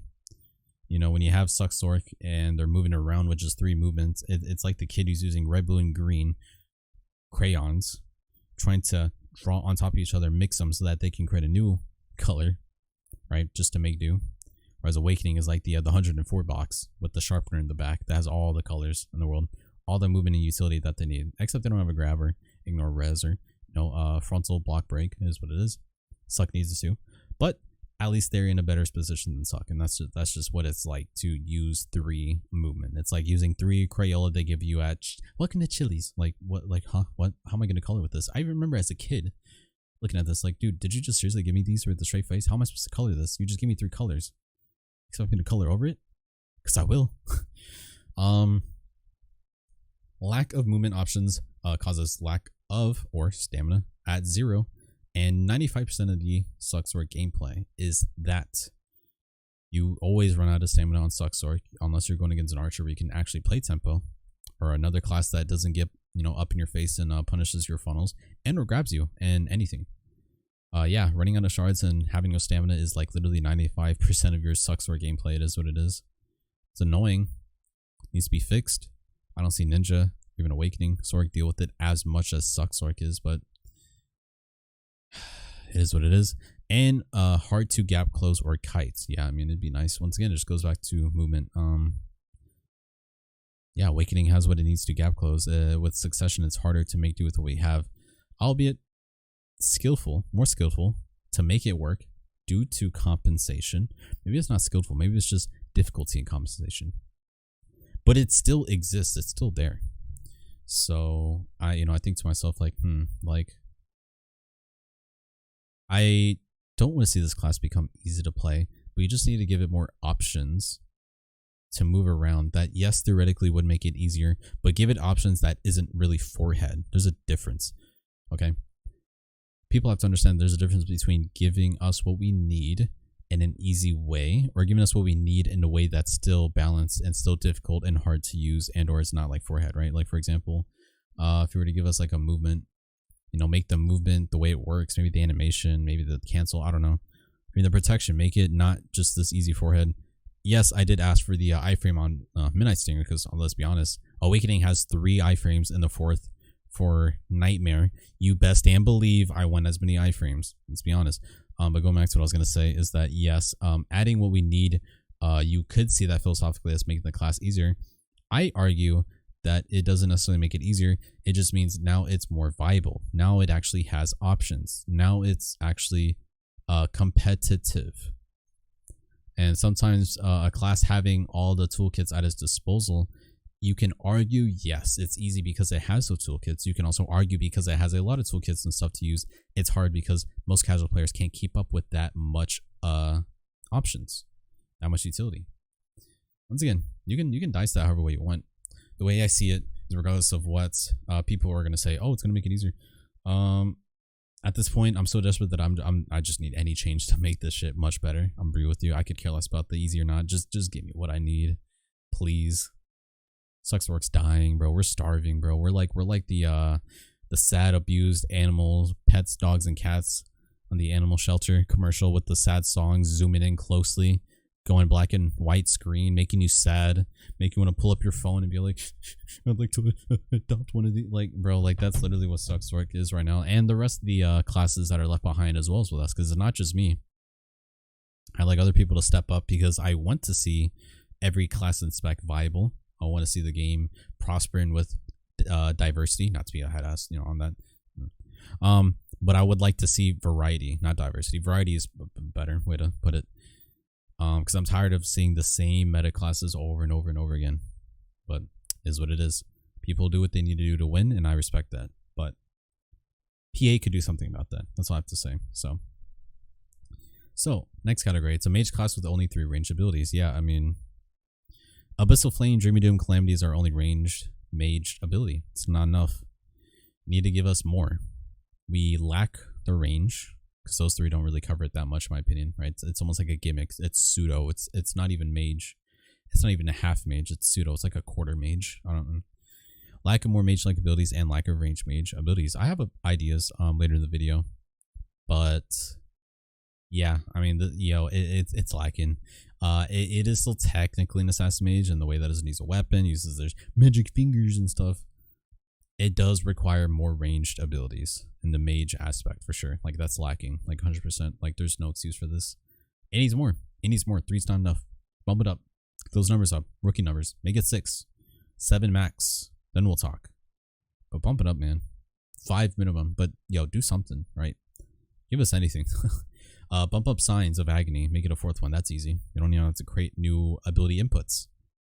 I mean, you still should, but that's an easy step, easy start. So, Slippery class with no stamina. Okay. So it only has 1 iframe to use. No wonder. Yeah, that's how it runs out of stamina easily. Loses stamina within 10 seconds. Yeah, true. I mean, even when you try to spread it out, you can't really play tempo without getting caught to let your stamina passively regain. Cannot play tempo without getting caught. Cannot move without shards. I mean, yeah, as I said before, play tempo, you're going to get caught or grabbed. And that's the only way I feel like Sorc was designed to counteract the lack of abilities to move and lack of stamina. But you can't do that when other classes punish that hard. So we're forced to move around erratically, and that makes us lose stamina pretty easily. We cannot move without shards as well. It's a big deal. Once we lose shards, we're dead. We're actually dead. Like, it's actually hard to really make ends meet. It's really tricky. You run out of stamina and shards on a Sorc, that's a death sentence. You have to be Houdini to hope that you can make it out alive with your hands tied, your I don't know, mouth taped, your legs tied, you're underwater, you got piranhas. If you make it out, like, that's what it's like to be with no stamina shard on Sorc. It's like, it's ridiculous. Yeah, I don't, oh my god. SA trading class with 1 super armor damage ability. That, like, really, Calamity? That's it? It's funny. We say SA trading class and they're like, oh really, how many? 1. Like, what? So factually lacks the super armor damage abilities compared to Awakening, especially now because they have 4. Grim, Soul Reaper, new ability, and Carson's Nightmare. They're starting to sound more like Succ than Succ is. It's like, oh, Ice Cube Sun looks more like Ice Cube. Like, yo, it's like, how is this happening? Outside of Violation and Dark Flame Frontal, it's worth mentioning.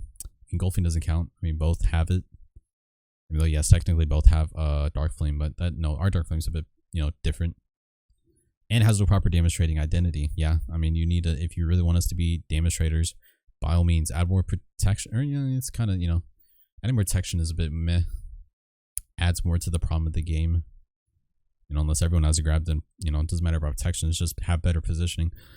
You can create new abilities that have protection or trade like mechanisms. I just bump up the protections. I mean, there's a few things you can do, but it's definitely lacking in that department, like, for real. Like, how did Awakening beat Succ at its own game for SA trading? Damage trading? Like, what? Like, how is this, like, what? How did you let this happen? A burst class without burst, not much to say here. I mean, it's just, once again, we talked about it. It's because the lack of accuracy that you need to bump up, and it's way too much PvP damage reduction. So once you get those fixed, then we could have our burst back. But until then, can't really hope for shit. Combo class lacking enough abilities. So Succ is only pre-awakening with less abilities than awakening. And, you have to either give us more cancels from abilities. Both is great. Can easily run out of abilities in harder PvE spots. I mean, let me get to that in a bit. But yeah, literally Succ is only pre-awakening with less abilities than awakening. I mean, it's true. Like, I bet you if you tallied up the abilities that are actually useful that Succession uses compared to awakening, I guarantee awakening has more numbers because they have both pre-awakening and awakening. Succ is just the pre-awakening. Like, how does that make sense? What? I don't care about the prime. That only made like 2 abilities useful, Abyssal and Black Wave. And so what, right? Either give us more cancels or more abilities. Simple as that. And yeah, you can run out of abilities in a harder PV spot, so very tanky spots. So tanky spots, maybe like Turos if it's that tanky, or maybe if you're don't have the spiciest AP with Kudum.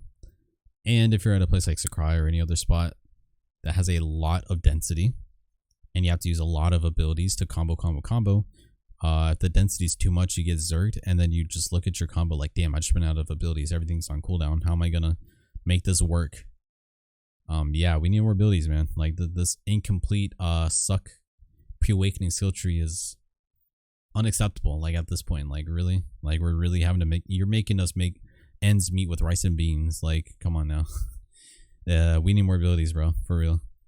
My overall thoughts on Sorc Rework. Sure, new cancels are cool.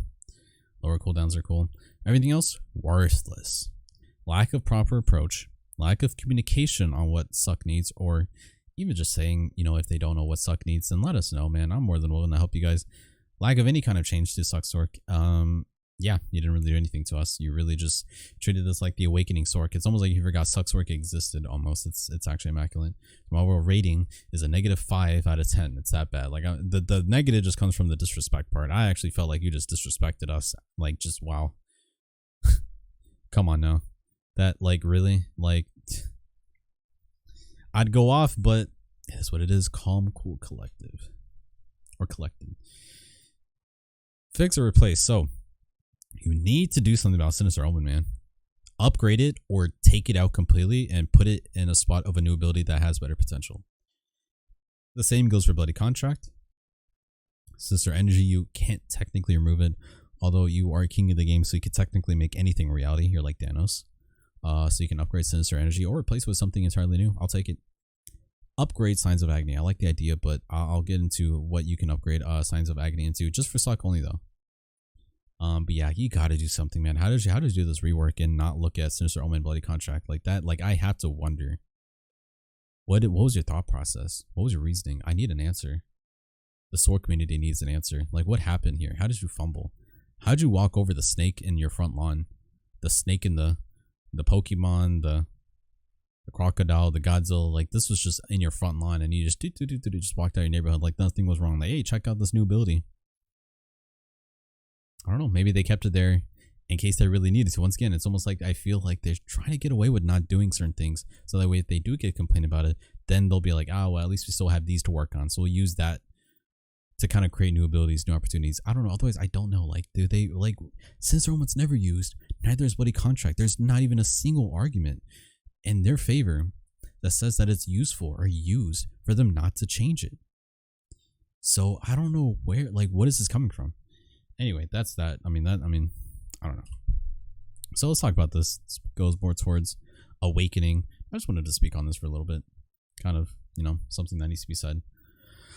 So, lots of people played Sorc before the newer classes came out. Examples, Guardian and beyond. Unless you want to count Archer as an easy class, but I don't know what happened to them. They went 6 feet under. They just went MIA. Probably the same issue. Until the newer classes continued to come out. And yes, it's hard. It's a hard class for skill entry and skill ceiling for most casuals. However, the issue lies upon not having the proper resource to handle hard counter matchups like newer classes do. In other words, okay, here's why I say the issue is never difficulty of Sorc, right? I'm not trying to be an elitist or veteran. By all means, there should be a fine difference between classes that shouldn't stay hard and difficult, because that's what a high skill ceiling class is. Yes, there is such thing as easy to learn, hard to master, and if that's the case, the approach that they did with the Awakening Sorc, they technically did that. It is easier to play, pick up, still going to be hard to master, arguably. At least, honestly, it's not going to be as hard to master as it was before Rework. Let's not beat around the bush. Some of the changes they did, yeah, oh man. But anyway, I don't play Awakening, but anyway, just to wrap this up, because I don't really play Awakening. What's going to happen is this: when you try to promote and make changes to Sorc, specifically Awakening, and try to make it easier for the casual fan base to play, you know what's going to happen? They're going to play into the class. They're going to get into it. It's going to be easier. It's going to be fun. Ooh, I get to play with Scythe, Dark Magic. Ooh, it's now easier. I can now play it. Even as a casual player, I don't have to spend me hours to learn. I'm going to just watch Heat On or Kaiju guides or whatever. Okay, cool. They get into the class. They play for a couple months. Put so much time and effort thinking that it's going to be amazing. The grass is green on the other side. Iframes. You know, you got Damage, Grim. You got Nightmare, Blades. Okay, cool. Then to come find out they can't really do anything for hardcore protected block super armor Q-block classes. They don't have a grab, and they sure as hell don't have ignore res. That hurts them with KD's bounds. And then they're going to be like, wait, so Sorc wasn't actually strong this entire thing? Wait, why am I even playing this class? Y'all tricked me. I can't even do it. And then they're just going to swap out to a better class, a newer class. It's the same thing that some of the veterans and most of the Awakening Sorc players have actually this entire time was swapping to Hash, swapping to Awakening Nova, swapping to Corsair, Sage, by no surprise, because the newer classes are much stronger. The real reason wasn't because it was difficult that people stopped playing Sorc. It's because newer classes y'all created were factually better designed than the older ones. Okay? You created newer classes from Guardian and beyond that did what Sorc did, but better, easier, stronger, faster. No Daft Punk, pun intended, but deadass, you literally, like, you introduced these new class Lamborghinis and wonder why the older class NASCAR Lightning McQueen got dusted. We didn't lose people because it was hard. We lost people because it was lacking in the meta. Not a lot of people were accepting Sorc in wars, let's be honest, unless you're high geared and high profiled, really skilled. Otherwise, you'd much rather just play another newer class that has everything, less effort and difficulty for better, more optimal performances. I mean, that's kind of the general idea of humanity, right? It's like, why would you hand wash when you could just throw it in the washing machine? Why walk when you could just drive? It's all about what can I do to get the least amount of work, whatever input I have to put in, that gives me the most output. So I don't blame them. They should never really lie. In my opinion, with the difficulty, it's that you guys power crept Sorc hard. And think of everything that I said about Awakening Sorc and imagine that twice as worse for Succ Sorc. Yeah. So that's my take on that personally. You can make the class easier all you want. It's not going to fix the real issues. You can invite all the other people into our class. That's fine. I'm not against it. Well, it's really only affects Awakening. Let's be honest. Succ Sorc still as hard as it is. But just don't expect, people, don't expect people to think that, oh yeah, it's going to be amazing. It's going to be the best class ever. No. So going to run into the same issues. It is what it is. Sorry to get baited, but it's like the moon meme. It's like, wait, Sorc wasn't broken? It's like the astronaut behind him with the gun. Always has been, or never has been, or some shit. I don't know. It's like, I don't know. That's just my little take on that. I'm not going to get too deep into that because once again, I'll play Awakening Sorc, but just thought I'd mention that, personally. I've seen Sorc become a very popular played class before Archer. Then Archer came out, then Guardian came out, and onward with newer classes. Each release, Sorc was just going down and down and down and down and down because it was just getting replaced, and other classes did what Sorc did, but better. So yeah, that's the real reason. So if you think difficulty, and once again, I know, rework, as you guys mentioned for PA, was meant to be easier. Skill ceiling, or skill entry was supposed to be lowered. I get that. But man, this is your one time to really nail it with these classes. Like you can't give it this opportunity. You got to keep trying. You're almost there. Don't rush it. By all means, don't rush it. If it takes you until like March, do so, please. Because if you finish this and never touch anything with classes ever again for the next year and a half, especially Succ Sorc, I'm gonna cry, dude. I'm gonna cry. But anyway, last thing on this topic, yeah, once again, iframe's the only name to us on Sorcs. Take that iframe away and we're nothing. We arguably are on the same level of Musa, if not worse. Probably around the same level. I won't say worse, but that's what Musa is. Musa is basically Sorc without an iframe. So yeah, and we know how they're doing. So I don't know. Clear gap between newer and older classes. At least you're attempting to rework, but you got a lot of work to do. Got a lot of opinions and feedback to listen to before you guys are on the better side of passing grade of 70+, right? So Wack changes that should be addressed. Shadow Riot. I mean, okay, let's. Why did you give us a weird half-ass block jump as if we're gonna use it? The fact that you have to use it after a shadow kick unprotected and make it a KD, knowing damn well this, meta doesn't like KD or bound thanks to adamantine. So it's like, what's that gonna do for me? As a float or stiffen, that'd have been nice, but maybe too generic. Maybe a bad idea of pushing too much float and stiffens, which then means the real issue is just getting rid of res entirely from PvP. I think res only should have a place in PvE as an MMO should. It's generic. When it comes to competitive PvP, res should not be a thing. Neither should adamantines. You need to fix that ASAP. Otherwise, you're going to be creating very bad skill design based off of a small, not even small mechanic. Actually, res is a big thing. Over a big thing, and that's going to mess up and build skill design classes around a mechanic that should be not even in the game. So once again, when you build a class around the idea that knockdown and bounds are hard to pull off thanks to adamantine, you create this overflow of stiffen and floats, and that could become a problem.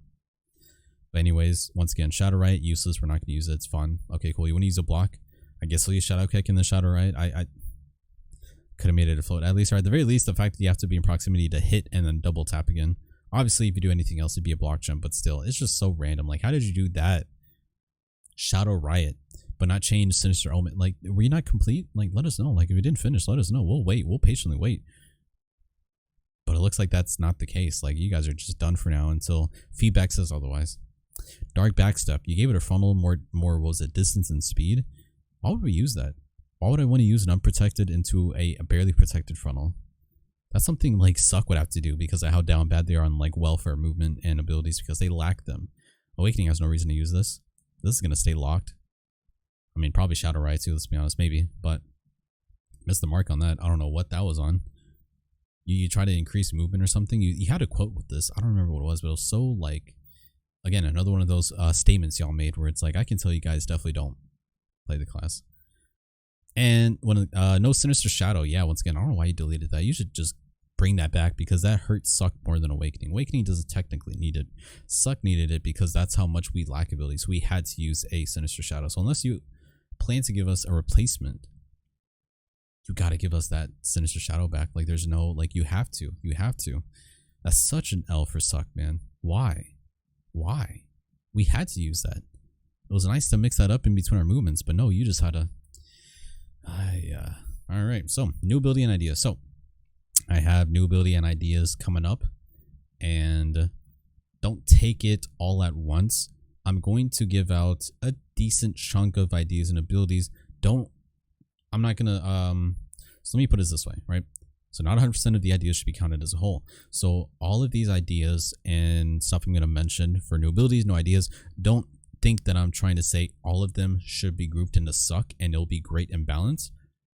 I know that PA, if they even see this, might make one or two changes, influencer based on some of the stuff I mentioned. And so the more new ability and ideas I create, the higher chances of at least one or two of them could be implemented. So try to look at each ability and idea as its own identity, as if that was the only one thing added to Succ. Because if you look at the entire thing, you're gonna be like, holy shit, Kaiju, you're actually dog.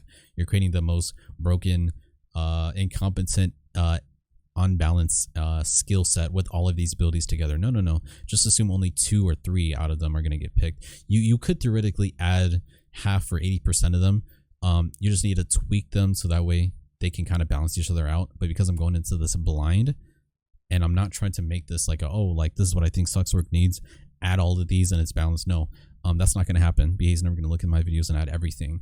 I'll be lucky enough to even add 10 or 20%, or even 25, a quarter percent, or even half at best case scenario. So once again, more ability and ideas I throw out there, the better. Maybe 1 or 2 of them could be implemented or added. Anyways, because once again, Sorc always felt incomplete and more abilities were needed. And there's really only so much change you can do at pre-awakening before you just completely change the entire thing. So let's go onward, right? Changes to our main damage ability. So you can give us just the abilities we have now, especially for Prime. Cooler animation, bigger AoEs. Of course, more cancels. That's the big 3. Shouldn't be hard. Cooler animation, bigger AoE, of course. More cancels. I don't have to repeat myself. Like it speaks for itself. These are easy. Not hard for the ones that we already have. It would be for stuff like Shadow Eruption, Dream of Doom, Bloody Calamity, Dark Flame, Violation, Backslash, like our main stuff, you know, like increase range, animation damage, something. Make it more unique, make it look more Succ-like. You have this cool ability, kind of like a Vel'Koz Dream of Doom on the Shadow Arena that you can implement in the Succ, or some ideas you can get from. Let's take a look at this, right? Right, like you throw this dream and it does this Vel'Koz left to right, right? Like that's sick. Like that looks like it would fit the Succ theme. Like that is, like you have ideas that you created that's your own. You could just implement or add. Granted, it's gonna be tricky because that does look like basically just a carbon copy of Dream of Doom. You could do something like where there's a Dream of Doom and an Ultimate Dream of Doom, the same way we do have a Shadow Eruption and an Ultimate Shadow Eruption. I don't know. I mean, there's ways you can implement this and or make this like a specific version or style of Dream. I mean, I won't say replace the Dream we have, but just that idea or concept alone gives you an idea of like the possibilities you could do for us. And I believe there's a page that I had of the Shadow Arena, right? And this is for Shadow Eruption, I believe. Yeah, so this right here gives you a good idea of what you could do to prime Shadow Eruption with better coloring, better animation, cooler animation, and bigger AoE, okay? I mean, this looks amazing. Like this, like, you're telling me you can't at least do this? I mean, this right here looks iconically way different from both Awakening and Succession. So if you wanted to make Succ stand on its own feet for its identity, this is one way. Shouldn't be hard. It's your own ideas. Shouldn't be hard. Look at this. It's amazing. Wow, look at that. You don't see Awakening or Prime doing this. But doing this with more range and the way it looks, that would be kind of dope. That would be kind of dope. So once again, the ideas are there, even from your own resource. It's there. Okay. So once again, these are kind of the stuff that I would recommend or push to give you ideas. I was getting into some of the original ideas, maybe not so much original ideas I have for new abilities. So now what I wanted to click. Okay. Prime Signs of Agony. If and if you were to prime everything in Pre-Awakening. Same CC, but just better AoE and animation. I mean, it's already a decent speed and everything. Here's some ideas of what it could look like a nice mage, like dark mage kind of feel that throws out, you know, has like a nice particle, or maybe multiple missiles, multiple signs being thrown, like an arcane missile. The idea is that we already have an elemental mage known as Witch and Wizard, and now we do have a arcane mage, or whatever, from Sage, or like a lightning. The Awakening's kind of in a weird spot, but the Succ for sure speaks on that light energy, light magic mage. And then you have Awakening DK, a Dark Knight, which is kind of like a spiritual mage. It's like a weird one. It's like a spirit mage. I don't know how to describe it. It's kind of like a half dark mage, half spirit mage. And then you have Sorc, which is the full-fledged, just dark purple, black, dark mage. And for Succ, it could fill that role of a true dark mage. It's kind of complete the whole mage aspect, the mage circle. Nothing much. Just change the AoE, make it bigger, make it cooler, better animation, same CC. Would be cool. You can throw this in between your combos, into war, could do wonders, could do a lot. And yeah, I mean, these are some ideas that you could easily use. Like it shouldn't be too hard. My mistake though. Hold on. So let me turn off the webcam real quick because you couldn't see this one. I mean, not much you're missing, but yeah. So these are some ideas to have when keeping in the prime Signs of Agony in mind to really give it that Succ feel. You got to give it that identity, something that's going to make it different from Awakening. Otherwise, yeah, you're really not going to help Succ's case in comparison to Awakening. So yeah, this is one way. And then here, what Succ lacks compared to Awakening. I'm going to go ahead and read this off. Obviously, you can't see this one part, but that's why I'll go ahead and read it off. So once again, got to bring this back. No BSR, no core skills, no new abilities, and Awakening has a skill tree. Like Succ lacks so much. You have so much room to at least bring it up to the Awakening threshold. If no new Succ skill tree or abilities, then prime everything. Just prime everything. That's a good start, right? If no BSR, then give us prime Rebombs. Ooh, that's going to be spicy. I mean, I'd love to see that. If you prime Rebombs, you could say, oh yeah, if you're Succ, you get at least access to prime Rebombs. Make it cooler animation like Succ, bigger AoEs. Maybe change it in terms of CC or almost the ability entirely. I'd love to see that. Give Succ new Rebombs to play with. You got to give it something for the compensation. If Awakening has all this and Succ has nothing, that's something easily that you can do that doesn't require new ability or inputs. Just change the mechanics of it, whether by CC, protection, or damage, or even AoE.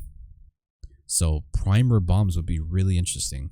So it's a low-key underrated idea that could actually help Succession, and that way they don't have to rip their head off trying to think, ooh, You know, how can I fit this many abilities when we only have one skill tree, not the awakening? And that's how they can, I mean, that's what pre-awakening awakening is. It's so you can have a whole new set of abilities while using the same key inputs. That's what awakening pre-awakening is for.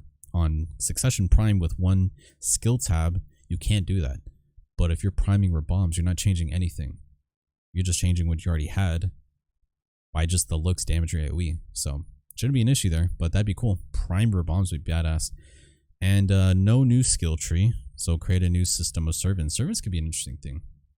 Servants could add new shadow spirits that come up from the bottom of a Khafra cave or whatever, Khafra stone cave. There's an idea by Plasma as well.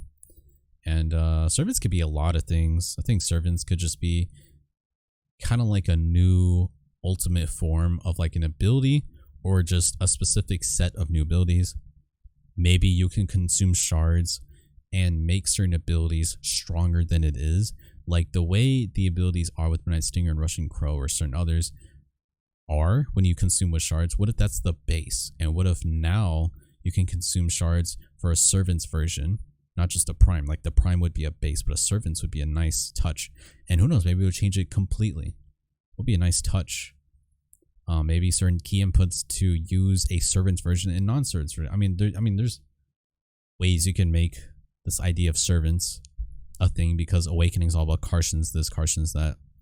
Succ could be servants this, servants that. So, you know, there's a lot of open ideas for that, but you could kind of touch on the whole idea of servants. I could go on and on about multiple ideas of it, but I think this is I couldn't really come up with something solid to stick to. It could be so many things, but just know that you have room to create a new system, a new tech, a new idea, a new theme, right? Prime Crowflare, once again, keep everything the same, but gap close 2 or at least 30 shards on hit. Maybe cooling animation if possible. Nice little cherry top, but we need that 30 shards, man. We eat shards like it's nothing, like it's candy. So unless you increase the capacity, or unless you make the consumption 5 fragments instead of 10, you gotta give us that 30 gain. You have to. Like, we need shards bad. It's down bad for Sorc. We're out here paying $50 for an OnlyFans just to lose stamina and shards, man. Like, it's, yo, we are down bad. We need this. We really do. No joke. Every Sorc who's PvP understands the lack of shards and stamina is real. And having Crowflare, the OG 30, is going to help us, because that's the threshold we're at in this game. It wouldn't be too broken in today's standard. It would just help compete for the most part, in my opinion. But, you know, what would I know? I only played Sorc since release.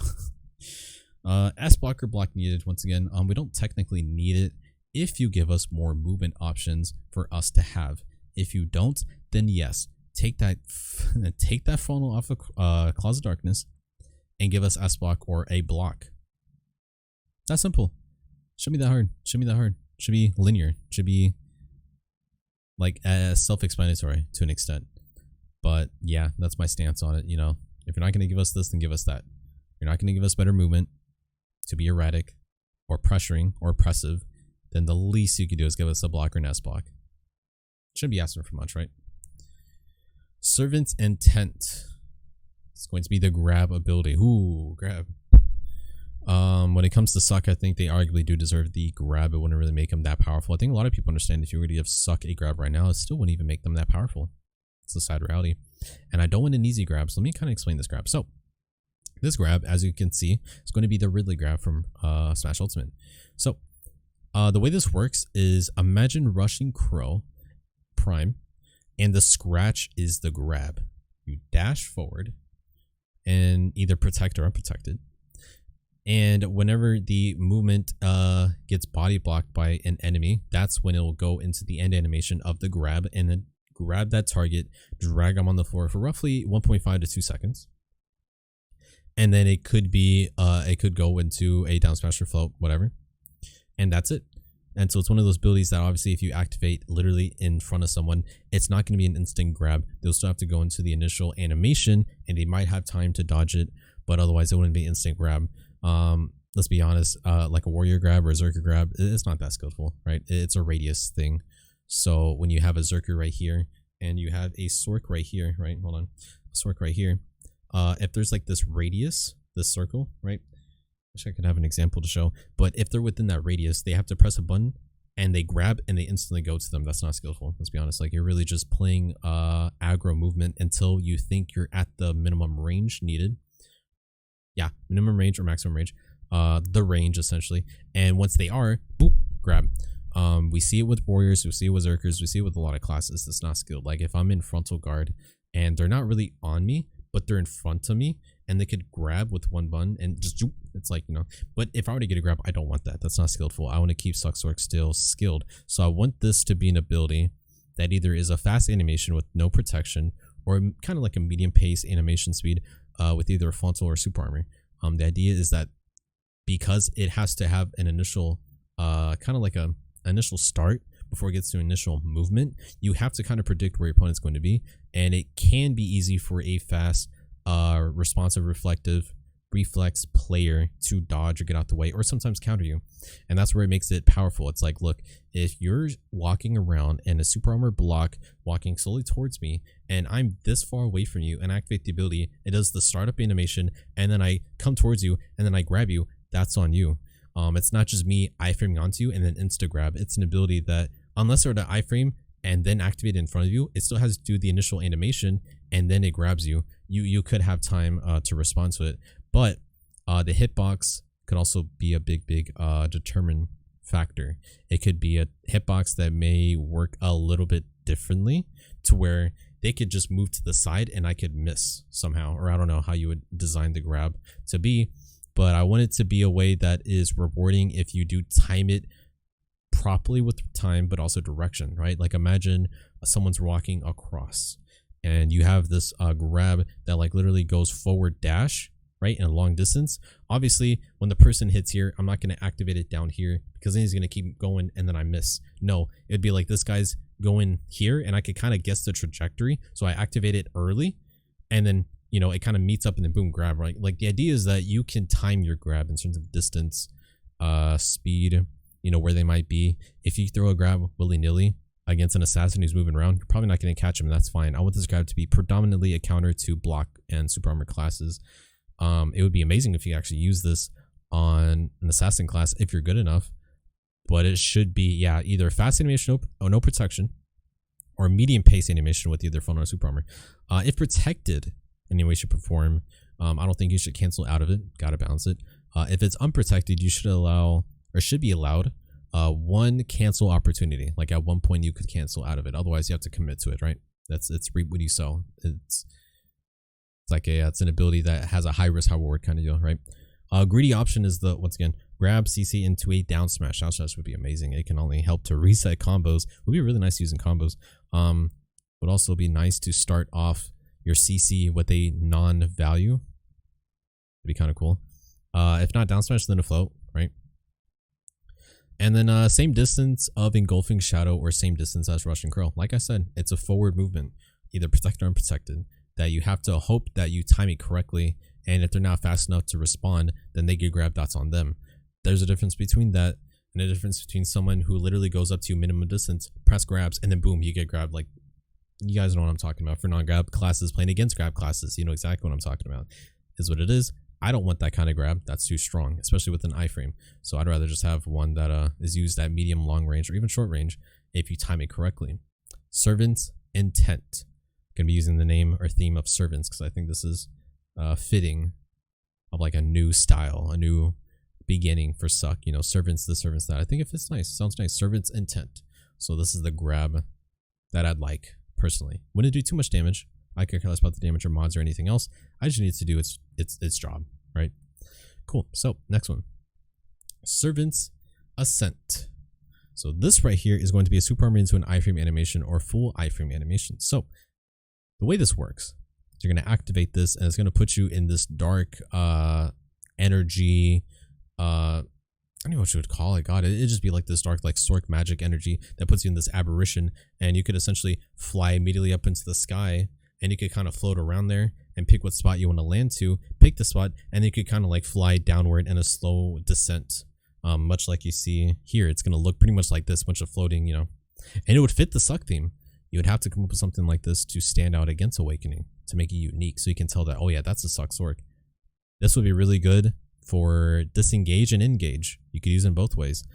This would be like the Succ version of Nightmare, except it's more closer to what Zerkers, Awakening Zerkers, Awakening Sage, and if not, even what Lawns do, and just air movement in general, even Guardians. In terms of distance, it might be the same distance as Awakening Sage, Awakening Zerker, or maybe half or 3/4 of Lawns flight distance. Obviously, if it's anywhere near Lawns distance fully, or even 3/4, maybe it could use a longer cooldown, because then it's like, yeah, that'd be kind of strong to have to go in the sky and to go a super long distance. I'd imagine the distance is like it's like a decent amount. Like I'd imagine it's the same distance of 2.5 shadow leaps, maybe 3 shadow leaps max. If you were to actually like go in game and see like, ooh, what is 3 shadow leaps distance worth? 2.5 to 3. I think 3.5 is like max. If you go to like 4+, yeah, you probably have to do like a long ass cooldown. But the distance is subjective. But if it's enough to go over like a small structure building, or find a safer spot to land, or hell, even use it to assassinate Node Wars bases, right? Like imagine they have a barricade and you could use that ability to get in. Fuck the structures, fuck the barricades.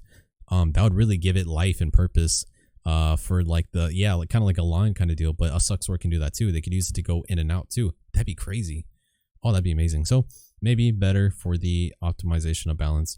Maybe super armor to iframe, because that's what Awakening's Nightmare does as well. And that's really it to mention. I mean, this could be used as an engage, disengage to really help with the lack of movement. We run out of stamina, run out whatever. When in doubt, just Servants Ascent out. But I think this idea would be really unique and cool. It'd be cool to see this and really give it new life and really make these Succ Sorcs seem like the dark mages, dark assassin mages they were born to be. Food for thought though. Food for thought. 20-second cooldown once again. Similar, same cooldown as Awakening Nightmare. Maybe 25 if you increase the distance. But yeah, I mean, if you allow us to regain stamina during it, you probably have to increase it to like 35 seconds probably. But if it's not allowing us to regain stamina passively, the similar thing that Nightmare doesn't allow Awakening Sorc to do, then yeah, 20 seconds seems reasonable, I think personally. Subject to change. Hard to really test and tell myself, because I can't test these. I'm just throwing ideas for Succ Sorc. So then we have Servant's Dance. So it's literally going to be an iframe with the cost of mana. It's going to have the same distance as the regular iframe. Can allow stamina to recover passively on use, so it's not going to lock it or keep it stagnant or use it. And can activate 3 times before going on 6 to 8 cooldown, or maybe longer, maybe 10 seconds. Once again, it's basically going to be like an Ari ultimate. You know, those of you who are familiar with Ari's ultimate, imagine each of those dashes are like an iframe, but it wouldn't look like an iframe. It would look a lot cooler, bigger, bulkier, dark energy, magic just going around it. So you can tell that they're using Servant's Dance. This would be cool. Really help us to move and have tempo and pressure when it comes to 1v1s, or even being inside a ball. Because otherwise we're going to run out of stamina shards and it's not fun. This can help technically for escape, because we could just dash, do all the other shit. But yeah, this could work. Like imagine using this dance, like using the dash, iframe, this movement, that. But like you could mix this up. This could be kind of nice. Once again, Awakening has Shadow Leap, and it costs mana. And I actually checked the distance. Shadow Leap and Awakening is the distance of 3 iframes. So all I'm really doing is taking Shadow Leap, breaking it up into 3 parts. It costs mana, and yeah, it would just be used in this way to really give it its unique. It kind of give it like that Succ ninja kind of feel with this ability. Really give it that burst movement, versatility that it needs. I think that would make it arguably more unique compared to Awakening. But food for thought though. Once again, Awakening Sorc has pre-Awakening iframe, Awakening iframe, Shadow Leap, and then the Nightmare, which counts as a technical iframe, but more of like an escape iframe. But that's 4 total, 3 movement, 4 total. So Succ only has 1, so we do deserve 2 more movement iframes, and at least a, you know, iframe Nightmare kind of version, which was the previous Harry Potter looking shit. But yeah, that's why. So before people freak out, oh my god, more iframes? Well, motherfucker, Awakening has iframes. Why can't we have the same amount? Like, the fuck? Relax. But yeah, this is like a good idea, I think. Cool idea. Just throw it out there. Can imagine this helping a lot. It'd probably obviously only go one direction for the most part, but this could be a really powerful ability, to be honest. Could really help us with our stamina management and movements. We might need another movement on top of this, but I think this is pretty solid, to be honest. Sinister Shadow, I think it needs to come back. Bring it back, make the distance 3 times as much, probably faster too. Yeah, make it quicker. And yeah, I don't know, I kind of liked it. It was like a nice little, if I get caught, I'm not complaining. It's like, oh, I willingly use that ability. I'm not gonna get mad. I chose it. And you know, it has a place for Succ, I think, only mainly because we don't have the proper movements, but I think it needs to come back. I'm still salty. I miss my boy Sinister Shadow, so I think it needs to come back with faster speed, and the distance needs to be like 3 times as much, maybe twice as much, but I think it deserves to come back personally. The shuffle is pretty nice. Shadow Blaze, pretty simple, standard. Let's get to it. Super armor with high damage and decent modifiers. That's it. It's literally just a quick super armor damage. Once again, we need these super armors to come in clutch, because how are we going to be a super armor class, trading class, with only 1 super armor damage like Bloody Calamity? So Shadow Blaze would be kind of nice. It'd be like a self cast. It would activate. You would stay in place. Do like a nice damage AoE, so you can jump into a ball, activate this, maybe cancel into Calamity. So it'd be like a this cancels into, you know, Bloody Calamity would be kind of nice. Don't say it's broken, because Grim super armor cancels into Soul Reaper super armor. Like, so this would be kind of cool. You kind of get the idea of the examples here. Fucking Sasuke, fucking Inferno style, and this other shit I found on Google. But yeah, this would be a nice Dark Mage kind of ability AoE around itself. It'd be kind of nice though. Another thing to have to actually damage trade, because that should be our fucking style, right? Our purpose, right? But Shadow Blaze sounds kind of nice. Has a nice ring to it. Has a nice potential to it. Doesn't have to have damage. I don't think it needs damage. No, I guess if you were to give it damage, right, you could just give it like a stiffen. I think that'd be fine. The most you could give it is a stiffen. I don't think it needs anything hard. But yeah, stiffen wouldn't be too bad. I'm not really for protected damage CC, but I guess if you were to give us the 1 super armor CC, I guess it'd be this, and it'd be a stiffen. Nothing too harsh. It's not like a knockdown or anything. Well, knockdowns don't do much anyway with adamantines, but not bad. Stiffen would be too bad. Otherwise, I don't mind. Just keep it as is. With or without stiffen, I'm cool. Shadow Blaze will be kind of nice. Kind of nice ability. Nice ring. Servant's Maelstrom. So this would be kind of like an unprotected damage ability. At best, maybe a frontal if need be. High damage, it'd be like an in-between medium and long range distance. I don't think it should have a CC, but, well, hard CC, but maybe like a slowing effect. It is a type of CC, I know, but not like a float, stiffen, stun, knockdown. No, like a debuff. I consider slowing a debuff. It's a CC debuff. Anyway, a slowing effect would be nice at best. If not, maybe a bleed effect. I mean, that's fine too. But this would just work as just more stuff to add to the mage arsenal for damage and for range. Imagine doing a Bloody Dream immediately into a Servant's Maelstrom cancel. You throw that, and then you throw this. You got 3 ability. Like, it could be kind of spicy. It could be kind of spicy. But yeah, this would be solid in PvE. Solid in PvP. I mean, it'd be unprotected unless you throw a frontal. So it would have decent range, decent damage. Once again, make it unique, make it cool.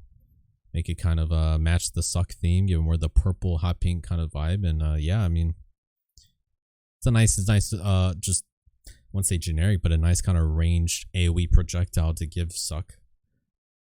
But, you know, not much to really say. I mean, it could be a pretty useful, viable, strong ability to just throw out there so we actually can have some backline presence. Not much to say, though. I mean, it's as you can kind of get an idea of what it does just off these pictures. But yes, Servant's Maelstrom would be pretty cool. Next, we have Servant's Shadow Rain. All this really is, it's going to be pretty similar, not going to lie, to a Meteor, right? That Wizard has. So it's going to be either a frontal or super armor on casting animation, unprotected afterwards, right? It'd just be a high damage, big AoE, and I guess just a knockback CC, to be honest. Otherwise, it doesn't technically need CC, but a knockback would be kind of spicy. What am I missing with a knockback? Sorcs don't really mess with knockback, so this would be cool. Knockdown is, once again, too strong or just irrelevant. But you can kind of get an idea. You just cast it, comes from the sky, like directly down, or it could come at an angle and then, but it's a nice damage AoE, pops, you know, so you can have some range with this. This might be like our longest range, or maybe medium range ability, as long as a dream. I don't know, maybe longer. Help to really give us range damage and stuff that kind of comes from the sky, AoE projectiles. Really, once again, pushing that mage agenda, really helping the mage aspect to prosper. But yeah, Servant's Shadow Rain. Not much to say about this one either. This one could easily Be activated in between like a mage range combo. You can throw this in the back line. Do lots of damage. Obviously, it's going to cost mana, a lot of it. Decent cooldown. But just to, give it a decent idea. But yeah, this is a Servant's Shadow Rain. It'd be kind of like a cool idea to give Succ for like the mage aspect. Servant's Void. Now, obviously, this one's going to be very, very powerful if you connect this with the Servant's Intent, the Harry Potter ship. I would argue it should be one or the other, unless if you want to be so kind to us and give us both, I'll take it. But this is going to be an iframe escape. It's going to work pretty close to the Sage iframe invisibility, technically. So it's going to be either invisible, but very, very fast. Oh, actually, no, I think I messed it up. So either it's going to be visible, not invisible. I mispronounced it. So it's either going to be visible with like a shadow apparition effect, visible, either invisible but very, very fast, or completely invisible but kind of slow to medium paced. Kind of like a ninja stealth. Pretty much like a ninja stealth. Kind of like a ninja stealth meets like a Sage ability. It's going to be used for escape. You could use this to get into a ball, I guess, but it'd be dangerous because then you won't have an escape technically. Your choice. Duration could be anywhere from 10 to 15 seconds. No different from a actual ninja stealth. I think Sorc is going to be the dark mage to do something like this. It's going to make sense. Servant's Void. Cooldown would be 20 seconds, of course. Maybe 25 if you want to tweak some things here and there. But yeah, it could be used as just like as a generic escape. Run out of stamina shards, no problem. Just use this. We're not going to fix that issue. Otherwise, we don't technically need it entirely if you do fix our other prior issues. So a lot of these abilities only come in due to prior issues. If those prior issues aren't a thing, we actually don't even need some of the ability design ideas I have. But once again, I'm just throwing as many ideas as possible so that something could happen. Literally something. Literally give us anything. But yeah, this is Servant's Void. Could be pretty cool to almost have like a manual V button. People are just gonna call this the V button. Or basically like a stealth, right? Stealth meets Sage iframe invisibility. But yeah, that's the Servant's Void. Not much to say here. Escape. That's it. New Mage range cancels. Yeah, so that'd be cool to see new cancels interaction with Calamity, Dream with new mage abilities for like a fusion version. You guys know that Bloody Dream is my shit. I love that Forbidden Jutsu. Creating two powerful hitting abilities, except Calamity doesn't really hit that hard, but it is what it is. Mixing it with another one for like a 3-way variant would be dope. Imagine a Bloody Dream with one extra burst range to mix into cancel. So like combining 3 hard-hitting mage, that'd be dope. That'd really give it some burst identity to the mage identity that I think it should have deservingly. Although as long as the cancel is hard to pull off, it is still hard to pull off the Bloody Dream for a lot of people. So adding another one would make it even harder. But if you can pull that off, I think you deserve to have that ability to throw all your stuff, 3 hard-hitting abilities into one, knowing that they can just funnel or iframe and it's useless. So it's like a trade cost, high risk, high reward. But that'd be dope though. I'd love to figure out new cancels way to fuse stuff together. I love the fusion of Bloody Dream. I think if you were to keep that theme with Succ, that'd be dope. More stuff to do in the lab. This is just something I wanted to mention in between. And then another idea, can really find ideas or pictures for this. Just kind of it's kind of something that shouldn't really be too specific, but we do need another forward dash movement or just another movement period. It could be either frontal or in an iframe, or I guess unprotected. We don't really, I'd rather not, but I'll take anything at this point, right? Decent distance for gap closing and or escape. Yeah, I mean, we could use more movements. Give us something that replaces us the need to use Engulfing Shadow as such a prominent movement. That's really all this is. Just give us something that gives us a reason not to use Engulfing Shadow so damn much, right? Shouldn't be that hard. I don't know, maybe it is, but shouldn't be too complicated either. Not too complicated. Once again, just another movement option. Optional, could have a CC if so a stiffen. Otherwise, it shouldn't be designed in such a clunky way. It should just be like, what if I dash through you and you get CC? Kind of like a ninja, but you don't have to make it like a ninja. But obviously, ninja, a lot of their movements do CC. It's immaculate. So I can't really say that, but obviously it's because it's mostly iframes. Trade-off. But that's optional. You don't have to do a CC. You don't. If it is, make it a stiffen. Otherwise, don't worry about it.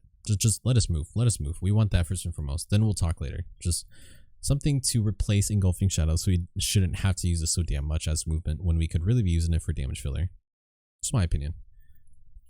You can upgrade Dream of Doom's 100% BSR. Perhaps the suction. Not much I can really say about this though. Outside of just the generic like, more damage. Otherwise, I don't know. I mean, Succ would be kind of funny. You're already going in like a suicide bomber, doing the stiffen nonsense or whatever CC it is, with a lot of damage, and you just drop Dream at the end. Succ would be kind of funny though. It would really give Succ that presence and purpose to be a suicide bomb, and or engage like a trump card in a node war or GVG. Give us some identity. I don't know. Would be cool. Because we sure as hell don't have blades. We don't have some of the cool stuff awakening. So why not give us our own unique cool stuff in comparison, so we can kind of even the tides, right? Food for thought. Final thoughts. I think this is like the last. It is, yeah. Last tab. We're almost there, boys. If you watched this far, holy shit, you're a fucking G. But I'm gonna get to that in a bit. So, not all ideas are meant to be combined. Once again, I threw as many ideas as possible to give you an idea of what succession could be. It's not meant to add all of them into the game. Could cause some issues, could cause Sorc to be way too strong and overtuned, and then people are going to complain and roll over to it and becomes the next blah blah blah, gets nerfed. Went into this just throwing as many ideas as possible, knowing that only maybe 1 or 2 gets implemented. So don't take all of them at once as like the final say and be like, oh, you're fucking stupid, terrible ideas. Relax. The more ideas, the better. Yep. Overall, I am disappointed with the Sorc changes. Completely despicable, disappointed. Didn't even get a video trailer teaser. What is up with that? I mean, that shows you how they're treating Sorc right now. I mean, you got every other reveal with the teaser video. Sorc didn't get anything. Why? That's weird. Did they save that knowing that they're probably gonna have to do one for Succ? Maybe. If they actually had to put effort. I don't know. Otherwise, like, what happened there? Because the fact that they couldn't or didn't want to do a teaser or trailer shows that they already were acknowledged of the fact that they didn't add much to Sorc, period, especially Succession. So I don't know. That's kind of sus. I don't know what to say there. Once again, hopefully something has changed moving forward with this video. Maybe, maybe not. Might be just drowned out. PA may never see this. I don't know. Who knows? At least this video will serve as a place where we can all just kind of complain together and just put our worries and thoughts and sadness. We'll gather around the campfire and marshmallows. My Succ buddies, my Succ Sorclings, but I don't know. But at this point though, no excuses now with all the information and ideas. Yeah, so I kind of covered a lot. There's a lot to work with in this video, a lot to take notes from and ideas. There's really no excuse for them not to really understand or how to approach Succession Sorc now. In my opinion, they could still mess up, is what it is, but that's just kind of like my opinion. Yeah, I just don't think there's no excuse. This covered a lot. Way too much for them to just ignore this and don't do anything to Succ Sorc. You want feedback. This is your best feedback. This is like the one that you should just watch and take notes. As a Succ Sorc main, he's been playing since release. I'm not saying I speak for every Succ Sorc. There's going to be a few that may disagree. Anyone else that's not a Succ Sorc is irrelevant at this point, because once again, unless they play the class, they either don't understand how bad or the deprived state Succ Sorc is in, or they secretly want Succ Sorc to stay down below so they can stay up. Irrelevant. Doesn't matter. So it only really matters as like what us Succ Sorc players play and what we need to at least be up to Awakenings level, at the very least. Otherwise, it'd be kind of cool if you brought our threshold up to newer classes, but probably not likely. But you know, anything's possible, right? And overall, we just need more accuracy mods, more damage, more movement, and more mage-like abilities. That's kind of like the summary. The big four, the 4 great nations of Avatar. Do those, and maybe get some inspiration or new ability idea design from some of the stuff I did. Hell, create your own. You don't have to do only my abilities. I mean, just want to give you ideas. You know, if you're confident, PA, you can do your own by all means, but do something. I'm that desperate. Please do something. Don't let our class fall behind. I've seen other classes and how they fall behind for a long time until they finally get reworked, and that's finally happening for some of them as we speak. Don't make Succ Sorc fall behind for like the next 1.5 to 2 years, please.